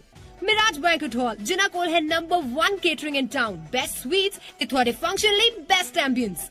For more information, call Raja Singh 916-865-6659 या परमप्रीत सिंह डड्डी 661-510-3143। ਹਾਂਜੀ ਕੀ ਗੱਲ ਇਮਾਨਦਾਰ ਤਸੱਲੀ ਬਖਸ਼ ਟਰੱਕ ਸਿਖਾਉਣ ਵਾਲਾ ਨਹੀਂ ਮਿਲ ਰਿਹਾ? ਫਿਕਰ ਨਾਟ, ਮੇਰਾ ਵੀ ਇਹੀ ਹਾਲ ਸੀ ਪਰ ਹੁਣ ਮੈਂ north west truck driving school ਵੱਲੋਂ ਦਵਾਇਆ ਹੋਇਆ ਕਮਰਸ਼ੀਅਲ ਡਰਾਈਵਿੰਗ ਲਾਇਸੈਂਸ ਲੈ ਕੇ ਪੂਰਾ ਅਮਰੀਕਾ ਹੀ ਗਾ ਲਿਆ। ਤੁਸੀਂ ਵੀ ਟਰੱਕ ਸਿੱਖਣ ਦੇ ਲਈ ਅੱਜ ਹੀ ਕਾਲ ਕਰੋ north west truck driving school ਵਾਲਿਆਂ ਨੂੰ 530-777-6737। ਇਹ ਬਹੁਤ ਹੀ ਵਧੀਆ ਤਰੀਕੇ ਨਾਲ ਤੁਹਾਨੂੰ 6 ਤੋਂ 10 ਸਪੀਡ ਵਾਲਾ ਟਰੱਕ ਚਲਾਉਣਾ ਸਿਖਾਉਂਦੇ ਨੇ, ਉਹ ਵੀ ਸਿਰਫ $1250 ਦੇ ਵਿੱਚ, ਤੇ ਨਾਲ ਹੀ ਜੌਬ ਪਲੇਸਮੈਂਟ ਦੀ ਪੂਰੀ ਗਾਰੰਟੀ ਵੀ ਦਿੰਦੇ ਹਨ। ਆਊਟ ਆਫ ਸਟੇਟ ਵਾਲੇ ਵਿਦਿਆਰਥੀਆਂ ਦੇ ਲਈ $1450, ਜਿਸ ਵਿੱਚ ਇਹ ਤੁਹਾਨੂੰ ਪਿਕਅਪ ਵੀ ਕਰਦੇ ਹਨ ਤੇ ਰਹਿਣ ਅਤੇ ਖਾਣ ਦਾ ਪ੍ਰਬੰਧ ਵੀ ਹੋਵੇਗਾ ਤੇ ਟਰੱਕ ਚਲਾਉਣ ਵੇਲੇ ਰਿਪੇਅਰ ਅਤੇ ਮੇਨਟੇਨੈਂਸ ਦੇ ਵਿੱਚ ਵੀ ਤੁਹਾਡੀ ਹੈਲਪ ਕਰਦੇ ਹਨ। 24/7 ਟੋਇੰਗ ਸਰਵਿਸ ਅਵੇਲੇਬਲ। ਨੰਬਰ 5303002356। ਇਸ ਮੌਕੇ ਦੇ ਉੱਤੇ ਟਰੱਕ ਡਰਾਈਵਰ ਵੀ ਹਾਇਰ ਕਰ ਰਹੇ ਹਨ ਜਿਨ੍ਹਾਂ ਨੂੰ 42 ਸੈਂਟ ਪਰ ਮਾਈਲ ਮਿਲਣਗੇ। ਸੋ ਟਰੱਕ ਸਿੱਖਣ ਦੇ ਲਈ, ਜੌਬ ਦੇ ਲਈ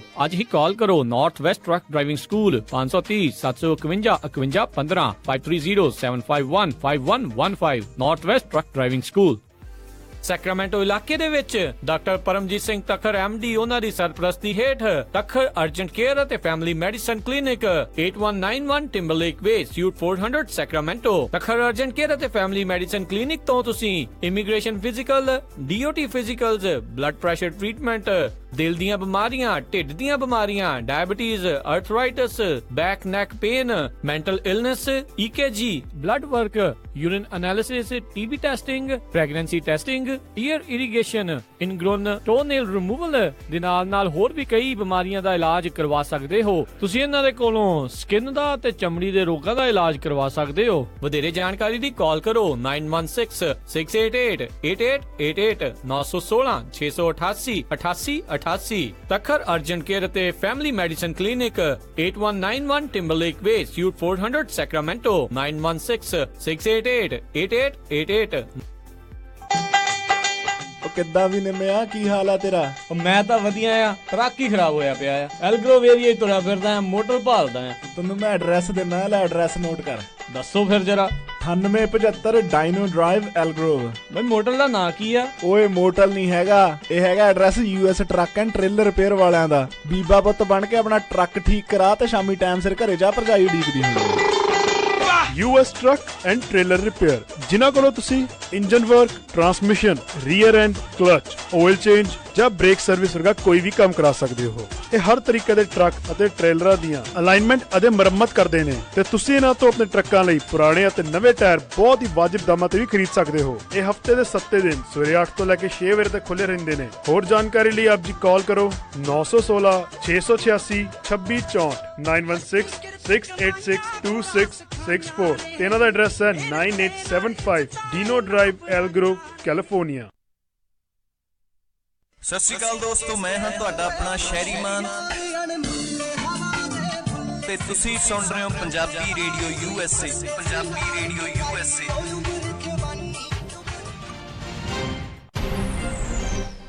ਪੰਜਾਬੀ ਰੇਡੀਓ USA ਸੁਣ ਰਹੇ ਸਾਰੇ ਸਰੋਤਿਆਂ ਨੂੰ ਇੱਕ ਵਾਰੀ ਫੇਰ ਨਿੱਘੀ ਜੀ ਆਇਆਂ ਨੂੰ ਸਭ ਦਾ ਸਵਾਗਤ ਹੈ। ਸਰੋਤਿਓ ਪ੍ਰੋਗਰਾਮ ਚੱਲ ਰਿਹਾ ਜੀ ਖਬਰ ਦੇ ਨਜ਼ਰ ਮਿੰਟੂ ਜੀ ਦੇ ਨਾਲ। ਮਿੰਟੂ ਜੀ, ਜੀ ਆਇਆਂ ਨੂੰ, ਸਵਾਗਤ ਹੈ ਇੱਕ ਵਾਰੀ ਫੇਰ। ਸਤਿ ਸ਼੍ਰੀ ਅਕਾਲ। ਜੀ ਸ਼ੁਕਰੀਆ ਜੀ। ਸਾਡੇ ਅੱਜ ਦੇ ਇਸ ਪ੍ਰੋਗਰਾਮ ਦੇ ਵਿਸ਼ੇਸ਼ ਸਪਾਂਸਰਸ ਦਾ ਇੱਕ ਵਾਰੀ ਫਿਰ ਧੰਨਵਾਦ ਕਰਨਾ ਚਾਹੁੰਦੇ ਹਾਂ। GN ਟਾਇਰ ਐਂਡ ਲੂਬ ਵਾਲੇ, ਜਿਨ੍ਹਾਂ ਦੇ ਕੋਲੋਂ ਤੁਸੀਂ ਟਰੱਕ ਵਾਸ਼ ਕਰਵਾ ਸਕਦੇ ਹੋ, ਆਇਲ ਚੇਂਜ ਕਰਵਾ ਸਕਦੇ ਹੋ, ਏਅਰ ਬ੍ਰੇਕਾਂ ਦਾ ਕੰਮ ਕਰਵਾ ਸਕਦੇ ਹੋ।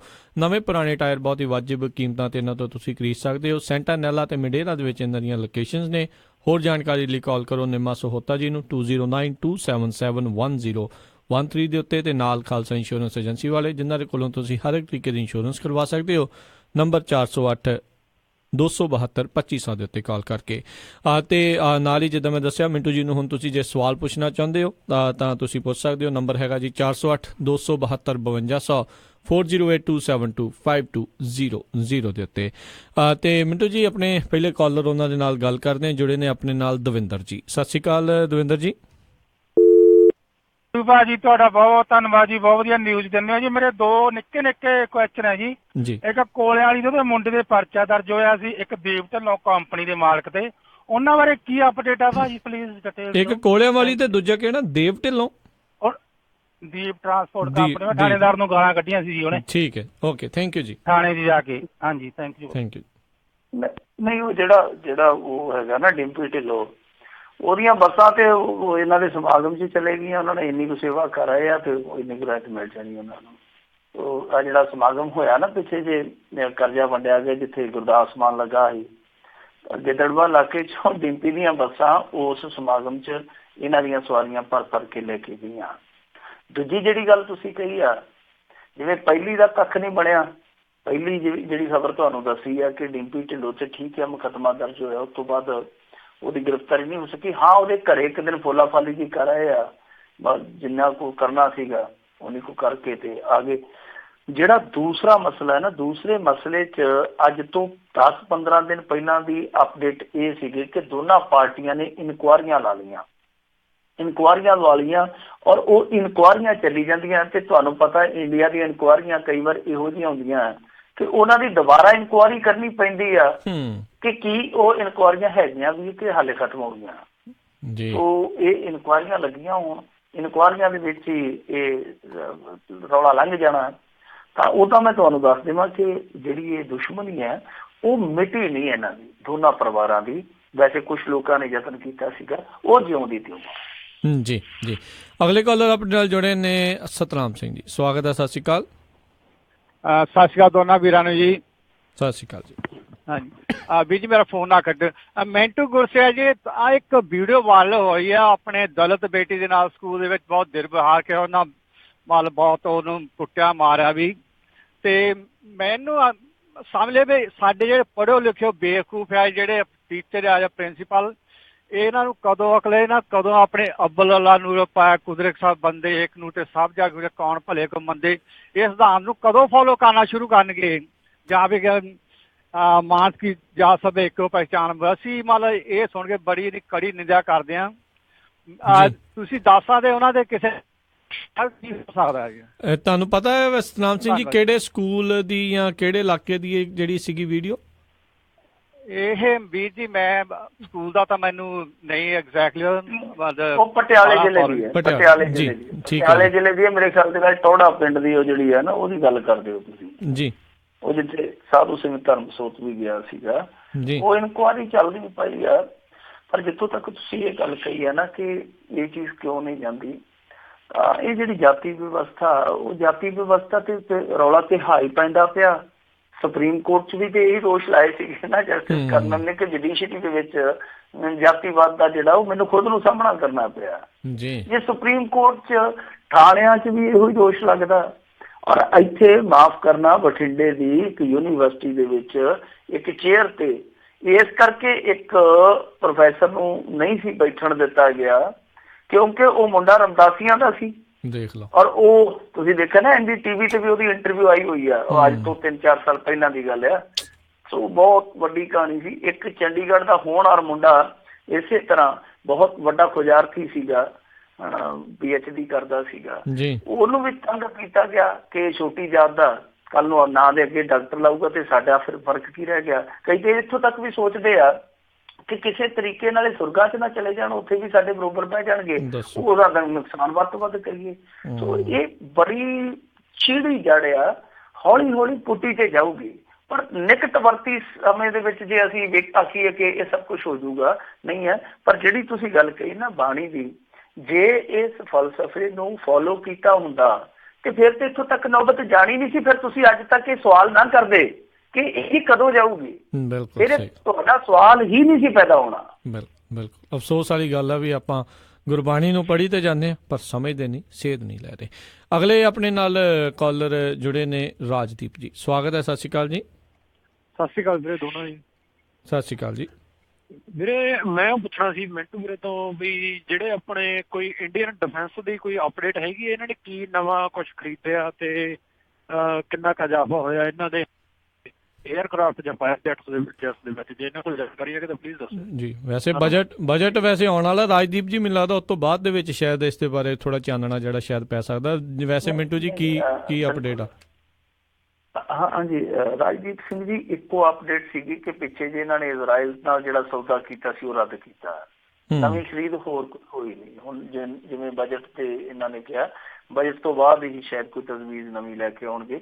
ਉਹ ਤਾਂ ਮੈਂ ਤੁਹਾਨੂੰ ਜਾਣਕਾਰੀ ਦੇ ਦੇਵਾਂ, ਜਿਹੜੇ ਮਾਮਲੇ ਦੀ ਮੈਨੂੰ ਜਾਣਕਾਰੀ ਨਹੀਂ ਹੁੰਦੀ ਮੈਂ ਉੱਥੇ ਹੱਥ ਖੜੇ ਕਰਕੇ ਨਿਕਲ ਜਾਂਦਾ। ਮੈਨੂੰ ਡਿਫੈਂਸ ਦਾ ਊੜਾ ਐੜਾ ਵੀ ਨਹੀਂ ਪਤਾ, ਜਿਨ੍ਹਾਂ ਖੇਤਰਾਂ ਦਾ ਮੈਨੂੰ ਨਹੀਂ ਪਤਾ ਮੈਂ ਉਹਨਾਂ ਤੋਂ ਪਾਸੇ ਹੋ ਕੇ ਲੰਘ ਜਾਂਦਾ, ਕਿਉਂਕਿ ਇਹਨਾਂ ਦੇ ਇੱਕ ਦੇ ਨਾਂ ਵਾਲੇ ਜੇ ਹੁੰਦੇ ਆ, ਸਕਾਰਪੀਅਨ, ਪਣਡੁੱਬੀ ਆ, ਫਲਾਣਾ ਜੈਟ, ਟਮਕਾਣਾ ਜੈਟ, ਅਸੀਂ ਤਾਂ ਕਹਿੰਦੇ ਨੇ ਹਵਾਈ ਜਹਾਜ਼ ਆ, ਫਲਾਣਾ ਸਮੁੰਦਰੀ ਜਹਾਜ਼ ਆ। ਤਾਂ ਮੈਂ ਤੁਹਾਨੂੰ ਦੱਸਾਂ ਕਿ ਇਹ ਇੱਕ ਅਲੱਗ ਖੇਤਰ ਆ, ਇਹਦੇ ਇੱਕ ਮਾਹਰ ਹੁੰਦੇ ਆ ਡਿਫੈਂਸ ਦੇ, ਜਾਂ ਜਿਹੜਾ ਬੰਦਾ ਰੁਚੀ ਰੱਖਦਾ, ਸਟੱਡੀ ਕਰਦਾ, ਨਿਗਾਹ ਰੱਖਦਾ ਕਿ ਕਿਹੜਾ ਦੇਸ਼ ਕਿਹੜੀ ਟੈਕਨੋਲੋਜੀ ਲੈ ਕੇ ਆ ਰਿਹਾ ਜਾਂ ਕਿਹੜਾ ਇੰਪੋਰਟ ਐਕਸਪੋਰਟ ਕਰਦਾ ਪਿਆ। ਸੋ ਮੇਰਾ ਇਹ ਖੇਤਰ ਨਹੀਂ ਮਾਫ਼ ਕਰਨਾ।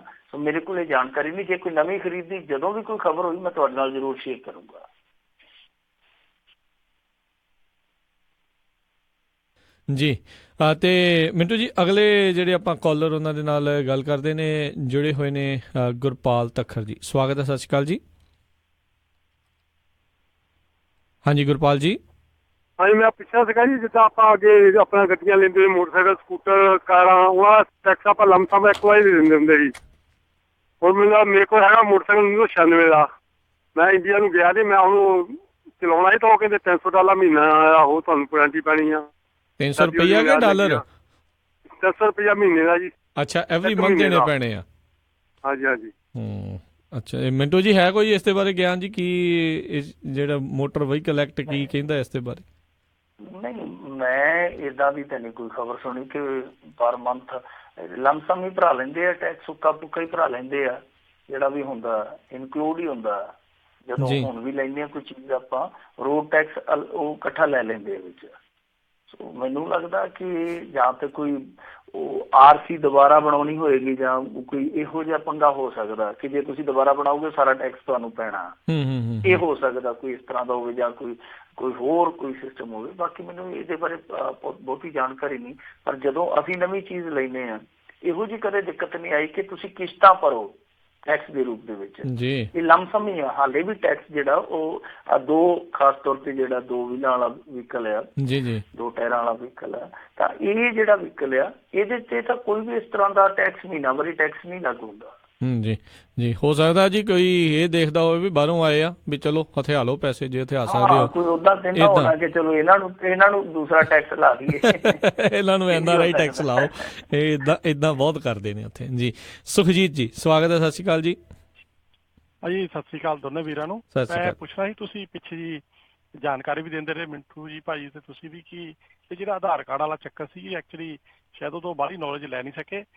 ਜਿੱਦਾਂ ਮੇਰਾ ਵੀ ਤੇ ਮੇਰੀ ਵਾਈਫ ਦਾ ਵੀ ਇੱਥੋਂ ਦੇ ਸਿਟੀਜ਼ਨ ਹੈ ਤੇ ਉੱਥੇ ਵਾਈਫ ਦਾ ਅਕਾਊਂਟ ਹੈਗਾ ਬੈਂਕ ਦਾ, ਪਰ ਆਧਾਰ ਕਾਰਡ ਹੈ ਨਹੀਂ ਤੇ ਨਾ ਹੀ ਕੋਈ ਪੈਨ ਕਾਰਡ ਆ, ਤੇ ਉਹਦੇ ਲਈ ਬਿਲਕੁਲ ਹਾਂਜੀ ਸੁਖਜੀਤ ਜੀ, ਬਹੁਤ ਹੀ ਜਲਦ ਮੈਨੂੰ ਮਿੰਟੂ ਜੀ ਨੇ ਉਹ ਨੰਬਰ ਦੇ ਦਿੱਤਾ ਸੀਗਾ ਉਹ ਸੱਜਣ ਦਾ, ਤੇ ਮੈਂ ਉਹਨਾਂ ਦੇ ਨਾਲ ਗੱਲ ਕਰਕੇ ਜਲਦ ਹੀ ਉਹਨਾਂ ਦੇ ਨਾਲ ਡੇਟ ਜਿਹੜੀ ਇੱਥੇ ਪੱਕੀ ਸਕੈਜੂਲ ਕਰਕੇ ਤੇ ਆਪਣੇ ਸਰੋਤਿਆਂ ਨੂੰ ਆਪਾਂ ਇਤਲਾਹ ਦੇਵਾਂਗੇ। ਫਿਰ ਜਿਹੜੇ ਵੀ ਤੁਹਾਡੇ ਇਸ ਦੇ ਪ੍ਰਤੀ ਸਵਾਲ ਹੋਣਗੇ ਤੁਸੀਂ ਉਹਨਾਂ ਤੋਂ ਉਦੋਂ ਡਾਇਰੈਕਟ ਜਿਹੜਾ ਪੁੱਛ ਸਕਦੇ ਹੋ। ਮੋਸਟ ਪ੍ਰੋਬਬਲੀ ਅਗਲੇ ਹਫਤੇ ਦੇ ਵਿੱਚ ਜਿੰਨੇ ਵੀ ਸਾਰੇ ਸਰੋਤੇ ਸੁਣ ਰਹੇ ਆ ਸੋ ਤਿਆਰ ਰਹੋ, ਮੈਂ ਅਨਾਊਂਸਮੈਂਟ ਅਸੀਂ ਕਰਾਂਗੇ ਉਸ ਦਿਨ। ਫਿਰ ਤੁਸੀਂ ਜਿਹੜੇ ਜੀ ਆਪਣੇ ਜਿੰਨੇ ਵੀ ਤੁਹਾਡੇ ਸਵਾਲ ਆ ਚਾਹੇ ਖਾਤਿਆਂ ਨੂੰ ਲੈ ਕੇ ਚਾਹੇ ਜ਼ਮੀਨਾਂ ਨੂੰ ਲੈ ਕੇ, ਜਿਹੜੇ ਵੀ ਆਧਾਰ ਕਾਰਡ ਦੇ ਨਾਲ ਜੁੜੇ ਆ, ਫਿਰ ਤੁਸੀਂ ਪੁੱਛ ਲਿਓ ਜੀ ਉਦੋਂ। ਠੀਕ ਹੈ ਜੀ, ਥੈਂਕ ਯੂ ਸੁਖਜੀਤ ਜੀ, ਮਿਹਰਬਾਨੀ। ਟੈਕਸੇਸ਼ਨ ਦੇ ਉਹ ਕਾਫੀ ਵਧੀਆ ਮਾਹਰ ਨੇ, ਟੈਕਸੇਸ਼ਨ ਨਾਲ ਜੁੜਿਆ ਕੋਈ ਵੀ ਮੁੱਦਾ ਨਾ ਉਹ ਤੁਹਾਨੂੰ ਬੜਾ ਖੋਲ ਕੇ ਦੱਸ ਦੇਣਗੇ, ਤਫਸੀਲ ਪੂਰਵਕ ਦੱਸ ਜੀ। ਤੇ ਆਪਣੇ ਅਗਲੇ ਕਾਲਰ ਆਪਣੇ ਨਾਲ ਜੁੜੇ ਨੇ ਬਲਵਿੰਦਰ ਸਿੱਧੂ ਜੀ, ਸਵਾਗਤ ਹੈ। ਸਤਿ ਸ਼੍ਰੀ ਅਕਾਲ ਮਿੰਟੂ ਜੀ। ਸਤਿ ਸ਼੍ਰੀ ਅਕਾਲ। ਸਤਿ ਸ਼੍ਰੀ ਅਕਾਲ ਜੀ। ਮੇਰਾ ਸਵਾਲ ਇਹ ਹੈ ਜੀ, ਹਰ ਰੋਜ਼ ਇੱਥੇ ਰੇਡੀਓ 'ਚ ਆਉਂਦਾ ਜੀ ਆਧਾਰ ਕਾਰਡ ਦਾ ਬਾਇਓਡਾਟਾ ਲੀਕ ਹੁੰਦਾ ਜੀ, ਕਦੇ ਕਹਿੰਦੇ ਹੁੰਦਾ ਹੀ ਨਹੀਂ, ਫਿਰ ਉਹਦੀ ਇਨਕੁਆਇਰੀ ਬਿਠਾਉਂਦੇ ਨੇ। ਇਹਦਾ ਜੱਬ ਹੀ ਕਿਉਂ ਨਹੀਂ ਨਿਬੇੜਦੇ ਵੀ ਆਧਾਰ ਕਾਰਡ ਬੈਂਕ ਖਾਤਿਆਂ 'ਚ ਲੱਗਣਾ ਹੀ ਨਹੀਂ ਜੀ, ਕਿ ਜਾਂ ਇਹ ਜਾਣ ਬੁੱਝ ਕੇ ਲੋਕਾਂ ਨੂੰ ਲੁੱਟਣ ਦੇ ਮਾਰੇ ਲਾਉਂਦੇ ਨੇ? ਇਹਦੇ ਬਾਰੇ ਦੱਸੋ ਜੀ, ਕੀ ਤੁਹਾਡੀ ਵਿਚਾਰ ਕੀ ਹੈ ਜੀ? ਬਸ ਇੰਨਾ ਹੀ ਸਵਾਲ ਪੁੱਛਣਾ ਜੀ। ਥੈਂਕ ਯੂ ਜੀ। ਦੇਖੋ ਸਰਦਾਰ ਸਾਹਿਬ, ਜਿਹੜਾ ਬੇਸਿਕਲੀ ਆਧਾਰ ਕਾਰਡ ਹੈ ਨਾ, ਉਹ ਆਧਾਰ ਕਾਰਡ ਹੈਗਾ ਸੀਗਾ ਜਿਹੜੀ ਆਪਣੀ ਜਨਤਕ ਵੰਡ ਪ੍ਰਣਾਲੀ ਹੈ ਇਹਦੇ ਲਈ। ਜੀ ਜੀ। ਇਹ ਯੂਨੀਕ ਆਈਡੀ ਲਈ ਹੈ ਨਹੀਂ ਸੀਗਾ ਪਹਿਲਾ ਫਾਰਮੂਲਾ, ਇਹ ਗੱਲ ਸਮਝਣ ਵਾਲੀ ਆ। ਪਹਿਲਾਂ ਇਹ ਜਨਤਕ ਵੰਡ ਪ੍ਰਣਾਲੀ 'ਚ ਤੁਹਾਨੂੰ ਪਤਾ ਹੀ ਆ, ਜਿਹੜਾ ਅਨਾਜ ਆਉਂਦਾ ਆਪਣੇ ਡੀਪੂਆਂ ਤੇ ਆਉਂਦਾ ਹੁੰਦਾ ਸੀ ਪਿੰਡਾਂ 'ਚ, ਦਾਲ, ਫਿਰ ਤਾਂ ਹੁਣ ਬਾਅਦ 'ਚ ਇਹ ਵੀ ਲਾਰੇ ਲੱਗਣ ਲੱਗ ਪਏ ਕਿ ਅਸੀਂ ਆ ਗਏ ਤੇ ਅਸੀਂ ਪੱਤੀ ਦਿਆ ਕਰਾਂਗੇ। ਦੂਜਾ ਕਹਿੰਦਾ ਤੁਸੀਂ ਪੱਤੀ ਦਿਆ ਕਰੋਗੇ ਤੇ ਅਸੀਂ ਦੇਸੀ ਘਿਓ ਦੇ ਦਿਆ ਕਰਾਂਗੇ, ਲਓ ਅਸੀਂ ਮਰੇ ਹਾਂ। ਸੋ ਇਸ ਤਰ੍ਹਾਂ ਦੇ ਮੁੜ ਕੇ ਦਾਅਵੇ ਵੀ ਹੋਣ ਲੱਗ ਪਏ। ਯਾਨੀ ਜਨਤਕ ਵੰਡ ਪ੍ਰਣਾਲੀ ਲਈ ਸੀਗਾ ਕਿ ਕੁਛ ਅਯੋਗ ਲੋਕ ਜਿਹੜੇ ਕਿ ਉਸ ਕ੍ਰਾਈਟੇਰੀਆ ਦੇ ਵਿੱਚ ਨਹੀਂ ਆਉਂਦੇ, ਉਹ ਵੀ ਹੇਰਾਫੇਰੀ ਕਰਕੇ ਲੈ ਜਾਂਦੇ ਆ। ਇਹੋ ਹੀ ਮੋਦੀ ਸਾਹਿਬ ਸਨ ਜਿਨ੍ਹਾਂ ਨੇ 2013-14 ਦੇ ਵਿੱਚ ਇਸ ਆਧਾਰ ਕਾਰਡ ਨੂੰ ਫਰਾਡ ਕਾਰਡ ਕਿਹਾ। ਮੁੜ ਕੇ ਫਿਰ ਇਹਨਾਂ ਨੇ ਹਰੇਕ ਥਾਂ ਤੇ ਉਹ ਲਾਗੂ ਕਰ ਦਿੱਤਾ। ਇਹ ਇਹਨਾਂ ਦੀ ਚਲੋ ਮੌਜ ਹੁੰਦੀ ਹੈ, ਤੁਹਾਨੂੰ ਪਤਾ ਹੈ, ਤੇ ਤੁਰੀ ਜਾਂਦੀ ਅਰਥ ਵਿਵਸਥਾ ਨੂੰ ਵੀ ਪੈਂਚਰ ਕਰ ਦਿੰਦੇ ਆ, ਇਹਨਾਂ ਦੀ ਆਪਣੀ ਮੌਜ ਆ। ਹੁਣ ਤਾਂ ਲਗਭਗ 25-30 ਸਰਕਾਰੀ ਸੇਵਾਵਾਂ ਔਰ ਜਨਤਕ ਸੇਵਾਵਾਂ ਜਿਹੜੀਆਂ ਉਹਨਾਂ ਦੇ ਵਿੱਚ ਇਹ ਆਧਾਰ ਕਾਰਡ ਲਾਜ਼ਮੀ ਕੀਤਾ ਗਿਆ, ਔਰ ਬੈਂਕਿੰਗ ਸੈਕਟਰ ਵੀ ਵਿੱਚ ਆ ਗਿਆ, ਹੁਣ ਤੇ ਬਹੁਤ ਕੁਛ ਆ ਗਿਆ। ਇੱਥੋਂ ਤੱਕ ਕਿ ਹਰਿਆਣੇ ਦੇ ਸ਼ਹਿਰ ਦੇ ਵਿੱਚ ਉਹਨਾਂ ਨੇ ਸ਼ਮਸ਼ਾਨ ਘਾਟ ਦੇ ਅੱਗੇ ਵੀ ਲਿਖ ਦਿੱਤਾ ਸੀ ਕਿ ਜੇ ਮੁਰਦਾ ਫਕਵਾਉਣਾ ਇੱਥੇ ਤਾਂ ਫਿਰ ਘੱਟੋ ਘੱਟ ਆਧਾਰ ਕਾਰਡ ਲਾਜ਼ਮੀ ਹੋਣਾ ਚਾਹੀਦਾ ਮੁਰਦੇ ਦਾ। ਜੀ ਜੀ, ਦੇਖ ਲਓ ਜੀ। ਕੱਲ ਮੈਂ ਹਾਂਜੀ ਮਿੰਟੂ ਜੀ, ਮੈਂ ਸਰਦਾਰਾ ਸਿੰਘ ਜੌਹਲ ਉਹਨਾਂ ਦਾ ਪੜ੍ਹ ਰਿਹਾ ਸੀ। ਉਹ ਕਹਿੰਦੇ ਵੀ ਮੈਂ ਇੱਕ ਇੰਸ਼ੋਰੈਂਸ ਦਾ ਕੋਈ ਕਲੇਮ ਲੈਣਾ ਸੀ ਛੋਟਾ ਜਿਹਾ, ਤੇ ਉਹਦੇ ਵਿੱਚ ਵੀ ਕਹਿੰਦੇ ਪੈਨ ਕਾਰਡ ਲਿਆ, ਆਧਾਰ ਕਾਰਡ ਲਿਆ, ਹਰ ਇੱਕ ਚੀਜ਼ ਦੇ ਵਿੱਚ ਕਹਿੰਦੇ ਇਹ ਚੀਜ਼ ਵੜੀ ਜਾਂਦੇ ਆ ਵੀ ਨਿਜਤਾ ਰਹਿਣੀ ਕਿੱਥੇ ਜਾਣੀ ਕਹਿੰਦੇ। ਬਿਲਕੁਲ, ਔਰ ਇਹ ਡਾਟਾ ਤੇ ਲੀਕ ਹੋਇਆ, ਇਹ ਮੰਨਣ ਜਾਂ ਨਾ ਮੰਨਣ। ਤੁਸੀਂ ਇੱਕ ਚੀਜ਼ ਦੇਖੋ ਕਿ ਜੇ ਡਾਟਾ ਲੀਕ ਨਾ ਹੁੰਦਾ, ਮੰਨ ਲਓ ਉਹ ਸਾਰਾ ਕੁਝ ਜਿਹੜਾ ਉਹ ਅਭੇਦ ਹੁੰਦਾ, ਉਹਨੂੰ ਭੇਦਿਆ ਨਾ ਜਾਂਦਾ, ਅਭੇਦ ਹੁੰਦਾ, ਤਾਂ ਫਿਰ ਇਹਨਾਂ ਨੇ ਆ ਜਿਹੜੀ ਹੁਣ ਵਰਚੁਅਲ ਆਈਡੀ ਵਾਲੀ ਲੈ ਆਂਦੀ ਹੈ ਨਵੀਂ ਬਣ ਗਈ, ਕਿਉਂ ਲੈ ਕੇ ਆਉਂਦੇ ਵਰਚੁਅਲ ਆਈਡੀ? ਤੇ ਦੂਜੀ ਚੀਜ਼ ਦੇਖੋ ਨਾ ਕਿ ਜਿਹੜਾ ਡਾਟਾ ਪੁੱਜਣਾ ਸੀ ਜਿੱਥੇ ਜਿੱਥੇ, ਉਹ ਤੇ ਪੁੱਜ ਚੁੱਕਾ। ਹੁਣ ਵਰਚੁਅਲ ਆਈਡੀ ਛੱਡ ਕੇ ਜੋ ਮਰਜ਼ੀ ਲਈ ਫਿਰੋ। ਸੋ ਇਹਨਾਂ ਨੇ ਜੋ ਕੀਤਾ ਗਲਤ ਕੀਤਾ। ਤੁਹਾਨੂੰ ਡਾਟਾ ਲੀਕ ਦੀ ਮੈਂ ਅੱਗੇ ਵੀ ਇੱਕ ਦਿਨ ਸ਼ਾਇਦ ਗੱਲ ਸੁਣਾਈ ਸੀਗੀ ਕਿ ਇਹਨਾਂ ਨੇ ਖੁਦ RTI ਦੇ ਜਵਾਬ ਦੇ ਵਿੱਚ ਮੰਨਿਆ ਕਿ 210 ਸਰਕਾਰੀ ਵੈਬਸਾਈਟਾਂ ਤੋਂ, ਸਰਕਾਰੀ ਤੌਰ ਤੇ ਇਹਨਾਂ ਨੇ ਮੰਨਿਆ ਕਿ 210 ਵੈਬਸਾਈਟਾਂ ਤੋਂ ਡਾਟਾ ਲੀਕ ਹੋਇਆ। ਜੀ ਜੀ, ਬਿਲਕੁਲ। ਇਹ ਬਹੁਤ ਚਿੰਤਾ ਵਾਲਾ ਵੈਸੇ ਵਿਸ਼ਾ ਹੈ। ਉੱਦਾਂ ਕਹਿ ਕੇ ਤੇ ਇਹੀ ਬਣਾਇਆ ਗਿਆ ਸੀਗਾ ਵੀ ਹਰ ਇੱਕ ਕੋਲ ਪਾਸਪੋਰਟ ਨਹੀਂ, ਹਰ ਇੱਕ ਕੋਲ ਲਾਇਸੈਂਸ ਨਹੀਂ। ਸੋ ਇਹਦੇ ਨਾਲ ਹਰ ਇੱਕ ਕੋਲ ਹੋਊਗਾ, ਚਾਹੇ ਉਹ ਵੋਟ ਪਾਉਣ ਦੇ ਲਾਇਕ ਹੈਗਾ ਜਾਂ ਨਹੀਂ ਹੈਗਾ, ਹਰ ਇੱਕ ਦੀ ID ਜਿਹੜੀ ਉਹ ਹੋਵੇਗੀ। ਪਰ ਕੰਮ ਜਿਹੜਾ ਉਹ ਉਸ ਤਰੀਕੇ ਦੇ ਨਾਲ ਹੋ ਨਹੀਂ ਰਿਹਾ, ਇਹ ਇੱਕ ਖਤਰਾ ਜ਼ਰੂਰ ਬਣਿਆ ਹੋਇਆ ਆ। ਅਗਲੇ ਕਾਲਰ ਆਪਣੇ ਨਾਲ ਜੁੜੇ ਨੇ ਪ੍ਰਗਟ ਸਿੰਘ ਜੀ, ਸਵਾਗਤ ਹੈ। ਸਤਿ ਸ਼੍ਰੀ ਅਕਾਲ। ਹਾਂਜੀ, ਕਰਨਵੀਰ ਜੀ ਤੇ ਮਿੰਟੂ ਜੀ, ਪਿਆਰ ਭਰੀ ਸਤਿ ਸ਼੍ਰੀ ਅਕਾਲ ਜੀ। ਸਤਿ ਸ਼੍ਰੀ ਅਕਾਲ ਜੀ। ਨਾਲ ਹੀ ਲੋਹੜੀ ਦੀ ਵੀ ਮੁਬਾਰਕ ਦੇ ਦਈਏ ਜੀ ਤੁਹਾਨੂੰ। ਧੰਨਵਾਦ ਜੀ, ਤੁਹਾਨੂੰ ਵੀ ਜੀ। ਤੇ ਬੇਨਤੀ ਹੈ ਜੀ, 2G 3G ਫਿਰ 4G ਹੁਣ 5G ਤੇ ਚੱਲਿਆ ਕੰਮ ਥੋੜੇ ਮਹੀਨਿਆਂ ਬਾਅਦ ਤਰੱਕੀ ਕਰਕੇ ਜੀ। ਤੇ ਆਪ ਪਾਰਟੀ ਵਾਲਿਆਂ ਨੇ 2 ਗੁਫਤੇ 2G ਲੈਣ ਦਾ ਵਾ ਤੇ ਬੜਾ ਬਖਾੜਾ ਪੈ ਗਿਆ। ਉਹ ਠਾਹ ਨੂੰ ਆ ਗਏ ਕਿ ਤਾਂ ਨੂੰ ਚੱਲ ਗਏ ਤੇ ਵਿਸਤਾਰ ਪਾਇਆ। ਤੇ ਥੋੜਾ ਜਿਹਾ ਮੈਂ ਆਧਾਰ ਕਾਰਡ ਬੜੇ ਜਿੰਨੀ ਕਿ ਮੈਨੂੰ ਸਮਝਿਆ ਥੋੜੀ ਜਿਹੀ ਦਵਾਈ ਦੇਣਾ ਜੀ, ਰਾਹਤ ਹੋ ਜੂਗੀ, ਪੂਰੀ ਨਹੀਂ ਗੀ। ਤੇ ਜਿਹੜੇ NRI ਸਿਟੀਜ਼ਨ ਆ ਨਾ, ਬਾਹਰ ਰਹਿੰਦੇ ਸਿਟੀਜ਼ਨ ਹੋ ਗਏ ਕਿਸੇ ਤੇ ਵੀ ਉਹਨਾਂ ਨੂੰ ਆਧਾਰ ਕਾਰਡ ਦੀ ਲੋੜ ਨਹੀਂ। ਜਿਹੜੇ ਆਰਜੀ ਤੌਰ ਤੇ ਆਏ ਸਿਟੀਜ਼ਨ ਇੰਡੀਆ ਦੇ ਆ, ਉਹਨਾਂ ਨੂੰ ਲੋੜ ਆ ਤੇ ਉਹ ਜਾ ਕੇ ਬਣਾ ਵੀ ਸਕਦੇ। 182 ਦਿਨ ਉੱਥੇ ਰਹਿ ਗਏ। ਪਰ ਜਦੋਂ ਜਿੰਨਾ ਚਿਰ ਤੁਹਾਡੇ ਭਾਜੀ ਹੋਣਾ ਨੇ ਆਉਣਾ ਪੂਰੀ ਜਾਣਕਾਰੀ ਦੇਣ, ਉਹਨਾਂ ਚਿਰ ਇੰਨੀ ਕੁ ਖਬਰ ਰੱਖਣ ਵੀ ਬਹੁਤਾ ਖਤਰਾ ਨਹੀਂ ਹੈਗਾ। ਧੰਨਵਾਦ ਜੀ। ਥੈਂਕ ਯੂ ਜੀ। ਬਿਲਕੁਲ, ਜਿੱਦਾਂ ਆਪਾਂ ਪਹਿਲਾਂ ਵੀ ਕਹਿੰਦੇ ਰਹੇ ਵੀ ਜਿਹੜੇ ਹੋਰ ਮੁਲਕ ਦੇ ਸਿਟੀਜ਼ਨ ਬਣੇ ਹੋਏ ਨੇ, ਉਹਨਾਂ ਦੇ ਲਈ ਆਧਾਰ ਕਾਰਡ ਜਿਹੜਾ ਉਹ ਲਾਜ਼ਮੀ ਨਹੀਂ ਹੈਗਾ। ਪਰ ਆਪਾਂ ਜਿੱਦਣ ਉਹਨਾਂ ਨੂੰ ਲੈ ਕੇ ਆਏ ਤਾਂ ਜ਼ਰੂਰ ਆਪਾਂ ਹਰ ਇੱਕ ਗੱਲ ਜਿਹੜੀ ਉਹ ਫਰੋਲਾਂਗੇ। ਅਗਲੇ ਕਾਲਰ ਆਪਣੇ ਨਾਲ ਜਿਹੜੇ ਜੁੜੇ ਨੇ ਰਜਿੰਦਰ ਜੀ, ਸਵਾਗਤ ਹੈ। ਸਤਿ ਸ਼੍ਰੀ ਅਕਾਲ। ਸਤਿ ਸ਼੍ਰੀ ਅਕਾਲ ਜੀ। ਸਤਿ ਸ਼੍ਰੀ ਅਕਾਲ। ਮੇਰਾ ਸਵਾਲ ਹੈ ਮਿੰਟੂ ਜੀ ਨੇ ਇੱਕ ਬੜਾ ਅੱਜ ਤੋਂ 2 ਸਾਲ ਪਹਿਲਾਂ ਨਾ AN-32 ਇੰਡੀਅਨ ਨੇਵੀ ਦਾ ਇੱਕ ਜਿਹੜਾ ਸੀ ਉਹਦੇ ਚ 32 ਆਦਮੀ 33 ਸੀ ਆਪਣੇ ਨੇਵੀ ਦੇ ਬਾਰੇ ਗਏ ਤੇ ਉਹ ਮਦਰਾਸ ਤੋਂ ਚੱਲਿਆ ਸੀ ਤੇ ਪੋਰਟ ਬਲੇਅਰ ਜਾਣਾ ਸੀ ਹੁਣ ਉਸ ਪਲੇਨ ਨੇ ਉਹ ਰਸਤੇ ਚ ਹੀ ਨਾ ਉਹ ਡਿੱਗ ਪਿਆ ਸੀ ਜੀ ਜੀ ਜੀ ਅਜੇ ਤੱਕ ਉਹਦੇ ਬਾਅਦ ਉਹਨਾਂ ਨੇ ਉਹ ਬੰਦਿਆਂ ਨੇ ਕੀ ਕੀਤਾ ਉਹਨਾਂ ਨੂੰ ਕੀ ਉਹਨਾਂ ਸ਼ਹੀਦ ਕਰਾਰ ਦੇ ਦਿੱਤਾ ਜਾਂ ਉਹਨਾਂ ਦੇ ਪੇਰੈਂਟਸ ਨੂੰ ਜਾਂ ਉਹਨਾਂ ਦੇ ਪਿੱਛੇ ਬੱਚਿਆਂ ਨੂੰ ਉਹਨਾਂ ਨੇ ਪੂਰੇ ਬੈਨੀਫਿਟਸ ਦਿੱਤੇ ਆ ਜਾਂ ਉਹਨਾਂ ਨੇ ਕੀ ਸਟੇਟਸ ਆ ਉਹਨਾਂ ਦਾ ਤੁਹਾਡੇ ਕੋਲ ਕੋਈ ਹੈਗਾ ਨੌਲੇਜ ਇਸ ਚੀਜ਼ ਬਾਰੇ? Thank you Rajinder. ਮੇਰੇ ਖਿਆਲ ਦੇ ਨਾਲ ਇਹਦੀ ਉਹਨਾਂ ਨੇ ਸਰਚ ਬਹੁਤ ਲੰਮਾ ਸਮਾਂ ਕੀਤੀ ਆ ਸਰਚ ਕੀਤੀ ਹੁਣ ਸਰਚ ਬੰਦ ਹੋ ਗਈ ਆ ਇਹ ਮੈਨੂੰ ਨਹੀਂ ਪਤਾ ਕਿ ਸਟੇਟਸ ਉਹਨਾਂ ਨੇ ਮਾਸਟਰ ਵਾਲਾ ਦਿੱਤਾ ਕਿ ਨਹੀਂ ਦਿੱਤਾ ਜਾਂ ਜਿਹੜੇ ਵੈਸੇ ਬੈਨੀਫਿਟ ਤਾਂ ਦੇਤੇ ਹੋਣੇ ਆ ਕਿਉਂਕਿ ਇਹ ਤਾਂ ਆਪਾਂ ਨੂੰ ਵੀ ਪਤਾ ਕਿ ਉਹ ਵਿਅਕਤੀ ਹੁਣ ਜਿਉਂਦਾ ਨਹੀਂ ਹੋਣਗੇ ਜਵਾਨ ਜਿਉਂਦਾ ਨਹੀਂ ਹੋਣਗੇ ਜੀ ਇਹ ਹੁਣ ਤੁਹਾਨੂੰ ਪਤਾ ਹੀ ਆ ਵੈਸੇ ਵੀ ਇੱਥੇ ਸ਼ਹੀਦਾਂ ਰੁਤਬਾ ਦੇਣ ਨੂੰ ਲੈ ਕੇ ਤੇ ਉਦਾਂ ਵੀ ਇੱਥੇ ਕਾਨੂੰਨੀ ਝਗੜੇ ਚੱਲਦੇ ਪਏ ਆ ਨਾ ਕਈ ਅਦਾਲਤਾਂ 'ਚ ਵੀ ਚਲੇ ਗਏ ਕਿਉਂਕਿ ਇਹਨਾਂ ਨੇ ਪਿੱਛੇ ਜੇ ਜਵਾਬ ਦੇ ਦਿੱਤਾ ਸੀਗਾ ਕਿ ਨਾ ਪੁਲਿਸ ਫੋਰਸ ਦੇ ਨਾ ਆਰਮੀ ਫੋਰਸ ਦੇ ਸੰਵਿਧਾਨ 'ਚ ਇੱਕ ਵਿਧੀ ਵਿਧਾਨ 'ਚ ਸ਼ਹੀਦ ਨਾਂ ਦਾ ਕੋਈ ਸ਼ਬਦ ਨਹੀਂ ਹੈਗਾ ਜੀ ਸ਼ਬਦਕੋਸ਼ ਦੇ ਵਿੱਚ ਕੋਈ ਸ਼ਬਦ ਨਹੀਂ ਹੈਗਾ ਬਿਲਕੁਲ ਇਹ ਹੁਣ ਹੱਦ ਇੱਕ ਬਹਿਸ ਦਾ ਵਿਸ਼ਾ ਬਣਿਆ ਪਿਆ ਪਰ ਮੇਰੇ ਖਿਆਲ ਦੇ ਨਾਲ ਫਿਰ ਵੀ ਉਹਨਾਂ ਨੂੰ ਜਿਹੜੇ ਬਣਦੇ ਆ ਉਹ ਉਹਨਾਂ ਦੇ ਬੈਨੀਫਿਟਸ ਉਹ ਦਿੱਤੇ ਹੋਣੇ ਆ ਲਾਜ਼ਮੀ ਜੀ ਬਿਲਕੁਲ ਬੰਗਾਲ ਦੀ ਖਾੜੀ ਦੇ ਵਿੱਚ ਇਹ ਦੁਰਘਟਨਾ ਜਿਹੜੀ ਆ ਉਦੋਂ ਵਾਪਰੀ ਸੀ ਤੇ ਜਿੱਦਾਂ ਤੁਸੀਂ ਦੱਸਿਆ ਵੀ ਪਿਛਲੇ ਸਾਲ ਹੀ 15 ਸਤੰਬਰ ਨੂੰ ਇਹਨਾਂ ਨੇ ਕਾਲ ਆਫ ਕਰਤੀ ਸੀ ਵੀ ਸਰਚ ਤੇ ਰੈਸਕਿਊ ਮਿਸ਼ਨ ਨੂੰ। ਤੇ ਮਿੰਟੂ ਜੀ ਜਿਹੜਾ ਪਿਛਲਾ ਸਵਾਲ ਤੁਹਾਡਾ ਜਿਹੜਾ ਰਹਿ ਗਿਆ ਜਿਹੜਾ ਆਮ ਆਦਮੀ ਪਾਰਟੀ ਦਾ ਉਹਨਾਂ ਨੇ 2G ਬਾਰੇ ਪੁੱਛਿਆ ਸੀਗਾ ਵੀ ਜਿਹੜੇ ਗੁਪਤੇ ਕੀਤੇ ਆ। ਨਹੀਂ ਦੇਖੋ ਆਮ ਆਦਮੀ ਪਾਰਟੀ ਦਾ ਗ੍ਰਾਫ ਹੈ ਜਿਹੜਾ ਉਹ ਗੁਪਤਿਆਂ ਦਾ ਬਹੁਤਾ ਉਹ ਨਹੀਂ ਹੋਣਾ ਮੁਤਾਜ ਨਹੀਂ ਰਹਿਣਾ ਕਿਉਂਕਿ ਇਹਦੇ ਚ ਦੇਖੋ ਇੱਕ ਐਪੀਸੋਡ ਇਹਨਾਂ ਦਾ ਹੁੰਦਾ ਉਹ ਖਤਮ ਹੋ ਜਾਂਦਾ ਦੂਸਰਾ ਚੱਲ ਪੈਂਦਾ ਲੋਕ ਪਿਛਲੇ ਨੂੰ ਭੁੱਲ ਜਾਂਦੇ ਕਿੰਨੇ ਐਪੀਸੋਡ ਹੋ ਗਿਆ ਸੋ ਇਹ ਪਾਰਟੀ ਦਿੱਲੀ ਦੇ ਵਿੱਚ ਤੇ ਮਜ਼ਬੂਤ ਹਾਲ ਦੀ ਘੜੀ ਹੈ ਕੋਈ ਮੰਨੇ ਜਾਂ ਨਾ ਮੰਨੇ ਬਾਕੀ ਜਿਹੜੀ ਪੰਜਾਬ ਦੀ ਗੱਲ ਹੈ ਪੰਜਾਬ ਦੀ ਗੱਲ ਦਾ ਅੱਜ ਸੁਖਪਾਲ ਸਿੰਘ ਖਹਿਰਾ ਵੀ ਕਹਿ ਗਿਆ ਸੁਖਪਾਲ ਸਿੰਘ ਖਹਿਰਾ ਕਹਿ ਗਿਆ ਕਿ ਜੀ ਸਾਨੂੰ ਜ਼ਮੀਨ ਤੇ ਹਾਲੇ ਕੰਮ ਕਰਨ ਦੀ ਜ਼ਰੂਰਤ ਹੈ ਹੋਰ ਸ਼ਿੱਦਤ ਦੇ ਨਾਲ ਕੰਮ ਕਰਨ ਦੀ ਲੋੜ ਹੈ। ਪੰਜਾਬ ਦੇ ਵਿੱਚ ਹਾਲਾਤ ਵੱਖਰੀ ਕਿਸਮ ਦੇ ਇਹਨਾਂ ਲਈ ਦਿੱਲੀ ਦੇ ਵਿੱਚ ਹਾਲਾਤ ਵੱਖਰੀ ਕਿਸਮ ਦੇ ਆ ਸੋ ਗੁਪਤਿਆਂ ਦਾ ਮੈਨੂੰ ਲੱਗਦਾ ਕਿ ਬਹੁਤਾ ਫਰਕ ਨਹੀਂ ਪੈਣਾ ਹਾਂ ਫਰਕ ਉਸ ਸੂਰਤ 'ਚ ਪਊਗਾ ਜਦੋਂ ਮੰਨ ਲਓ ਇਹ ਪਾਰਟੀ ਜਿਵੇਂ ਕੁਮਾਰ ਵਿਸ਼ਵਾਸ ਆ ਮੰਨ ਲਓ ਕੁਮਾਰ ਵਿਸ਼ਵਾਸ ਬਗਾਵਤ ਕਰਦਾ ਤਾਂ ਉਹ ਇਹਨਾਂ ਦੀ ਲੀਡਰਸ਼ਿਪ ਹੈ ਜਿਹੜੀ ਉਹ ਪਾਟੋ ਤਾਪ ਦਾ ਸ਼ਿਕਾਰ ਹੋ ਕੇ ਦਫਾੜ ਹੋ ਜਾਂਦੀ ਹੈ ਦਿੱਲੀ 'ਚ ਜੇ ਹੁੰਦਾ ਇਨ ਕੇਸ ਹੁੰਦਾ ਤਾਂ ਫਿਰ ਉੱਥੇ ਨੁਕਸਾਨ ਹੋ ਸਕਦਾ। ਜੀ ਜੀ ਅਗਲੇ ਕਾਲਰ ਆਪਣੇ ਨਾਲ ਜੁੜੇ ਨੇ ਦਿਲਬਾਗ ਜੀ ਸਵਾਗਤ ਹੈ। ਸਤਿ ਸ਼੍ਰੀ ਅਕਾਲ। ਸਤਿ ਸ਼੍ਰੀ ਅਕਾਲ ਜੀ। ਸਤਿ ਸ਼੍ਰੀ ਅਕਾਲ।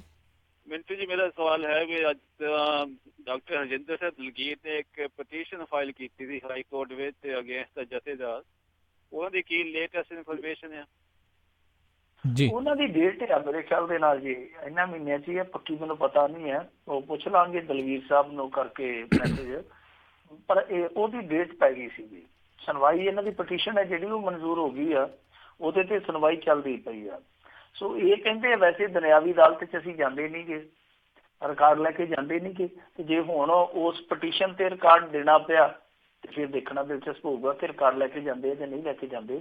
ਉੱਦਾਂ ਜਿਹੜਾ ਜਥੇਦਾਰ ਆ ਉਹ ਵੈਸੇ ਹੋਰ ਵੀ ਕਈ ਮਾਮਲਿਆਂ 'ਚ ਕਮਾਲ ਕਰੀ ਜਾਂਦਾ ਉਹ ਮੀਕਾ ਸਿੰਘ ਦਾ ਮਸਲਾ ਸੀਗਾ ਉਹ ਕਹਿੰਦਾ ਜੀ ਮੈਨੂੰ ਤਾਂ ਪਤਾ ਹੀ ਨਹੀਂ ਲੱਗਾ ਕਹਿੰਦਾ ਮੁੜ ਕੇ ਆਪ ਹੀ ਕਹਿੰਦਾ ਕਿ ਪਤਿਤ ਬੰਦਾ ਕੀਰਤਨ ਨਹੀਂ ਕਰ ਸਕਦਾ ਗੁਰੂ ਦੀ ਹਜ਼ੂਰੀ ਵਿੱਚ ਤੇ ਆਪ ਹੀ ਉੱਥੇ ਬੈਠਾ ਕਹਿੰਦਾ ਜੀ ਮੈਨੂੰ ਪਤਾ ਹੀ ਨਹੀਂ ਲੱਗਾ ਤੇ ਜੇ ਤੁਹਾਨੂੰ ਇਹ ਵੀ ਨਹੀਂ ਪਤਾ ਲੱਗਦਾ ਕਿ ਪਤਿਤ ਕੌਣ ਹੈ ਤੇ ਗੁਰਸਿੱਖ ਕੌਣ ਆ ਤੇ ਫਿਰ ਗੁਰੂ ਦੀਆਂ ਸੰਗਤਾਂ ਦੇ ਨਾਲ ਕਤਿਤ ਕਾਤੋਂ ਕਰੀ ਜਾਂਦੇ। ਬਿਲਕੁਲ ਸਹੀ ਗੱਲ ਜੀ।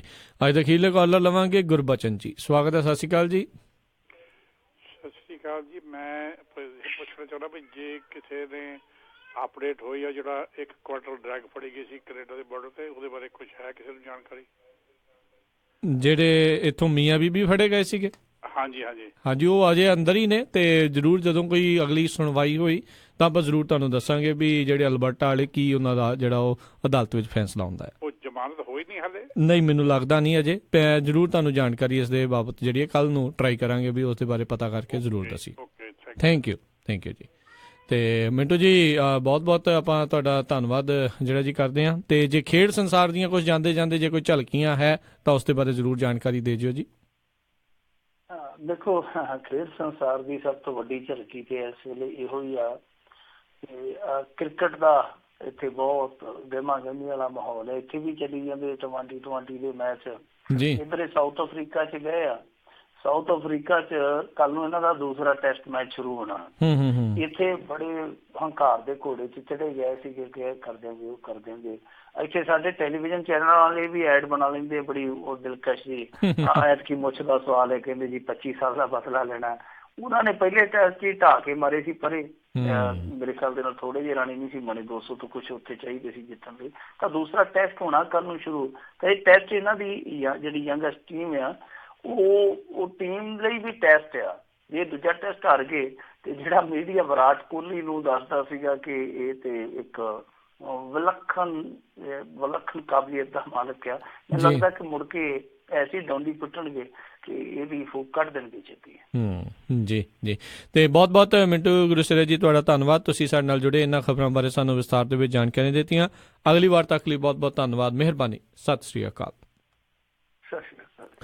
ਤੇ ਇਸ ਤੋਂ ਇੱਥੇ ਹੀ ਸਾਡਾ ਅੱਜ ਦਾ ਇਹ ਪ੍ਰੋਗਰਾਮ ਹੁਣ ਸਮਾਪਤ ਹੈ। ਮਿਲਾਂਗੇ ਤੁਹਾਨੂੰ ਸਾਰਿਆਂ ਨੂੰ ਅਗਲੇ ਬੁਲੇਟਿਨ ਦੇ ਵਿੱਚ। ਉਦੋਂ ਤੱਕ ਲਈ ਮੈਨੂੰ ਰਾਜਕਨਵੀਰ ਸਿੰਘ ਨੂੰ ਵੀ ਇਜਾਜ਼ਤ ਦਿਓ। ਮੇਰੇ ਵੱਲੋਂ ਤੁਹਾਨੂੰ ਸਾਰਿਆਂ ਨੂੰ ਬਹੁਤ ਪਿਆਰ ਸਤਿਕਾਰ ਸਾਹਿਬ ਦੋਨੋਂ ਜੁੜ ਕੇ ਨਿੱਘੀ ਜਿਹੀ ਸਤਿ ਸ਼੍ਰੀ ਅਕਾਲ। ਜਿਹਨੇ ਵਾਸਤੇ ਰਹੋ, ਹੱਸਦੇ ਖੇਲਦੇ ਰਹੋ, ਸੁਣਦੇ ਰਹੋ ਜੀ ਪੰਜਾਬੀ ਰੇਡੀਓ USA।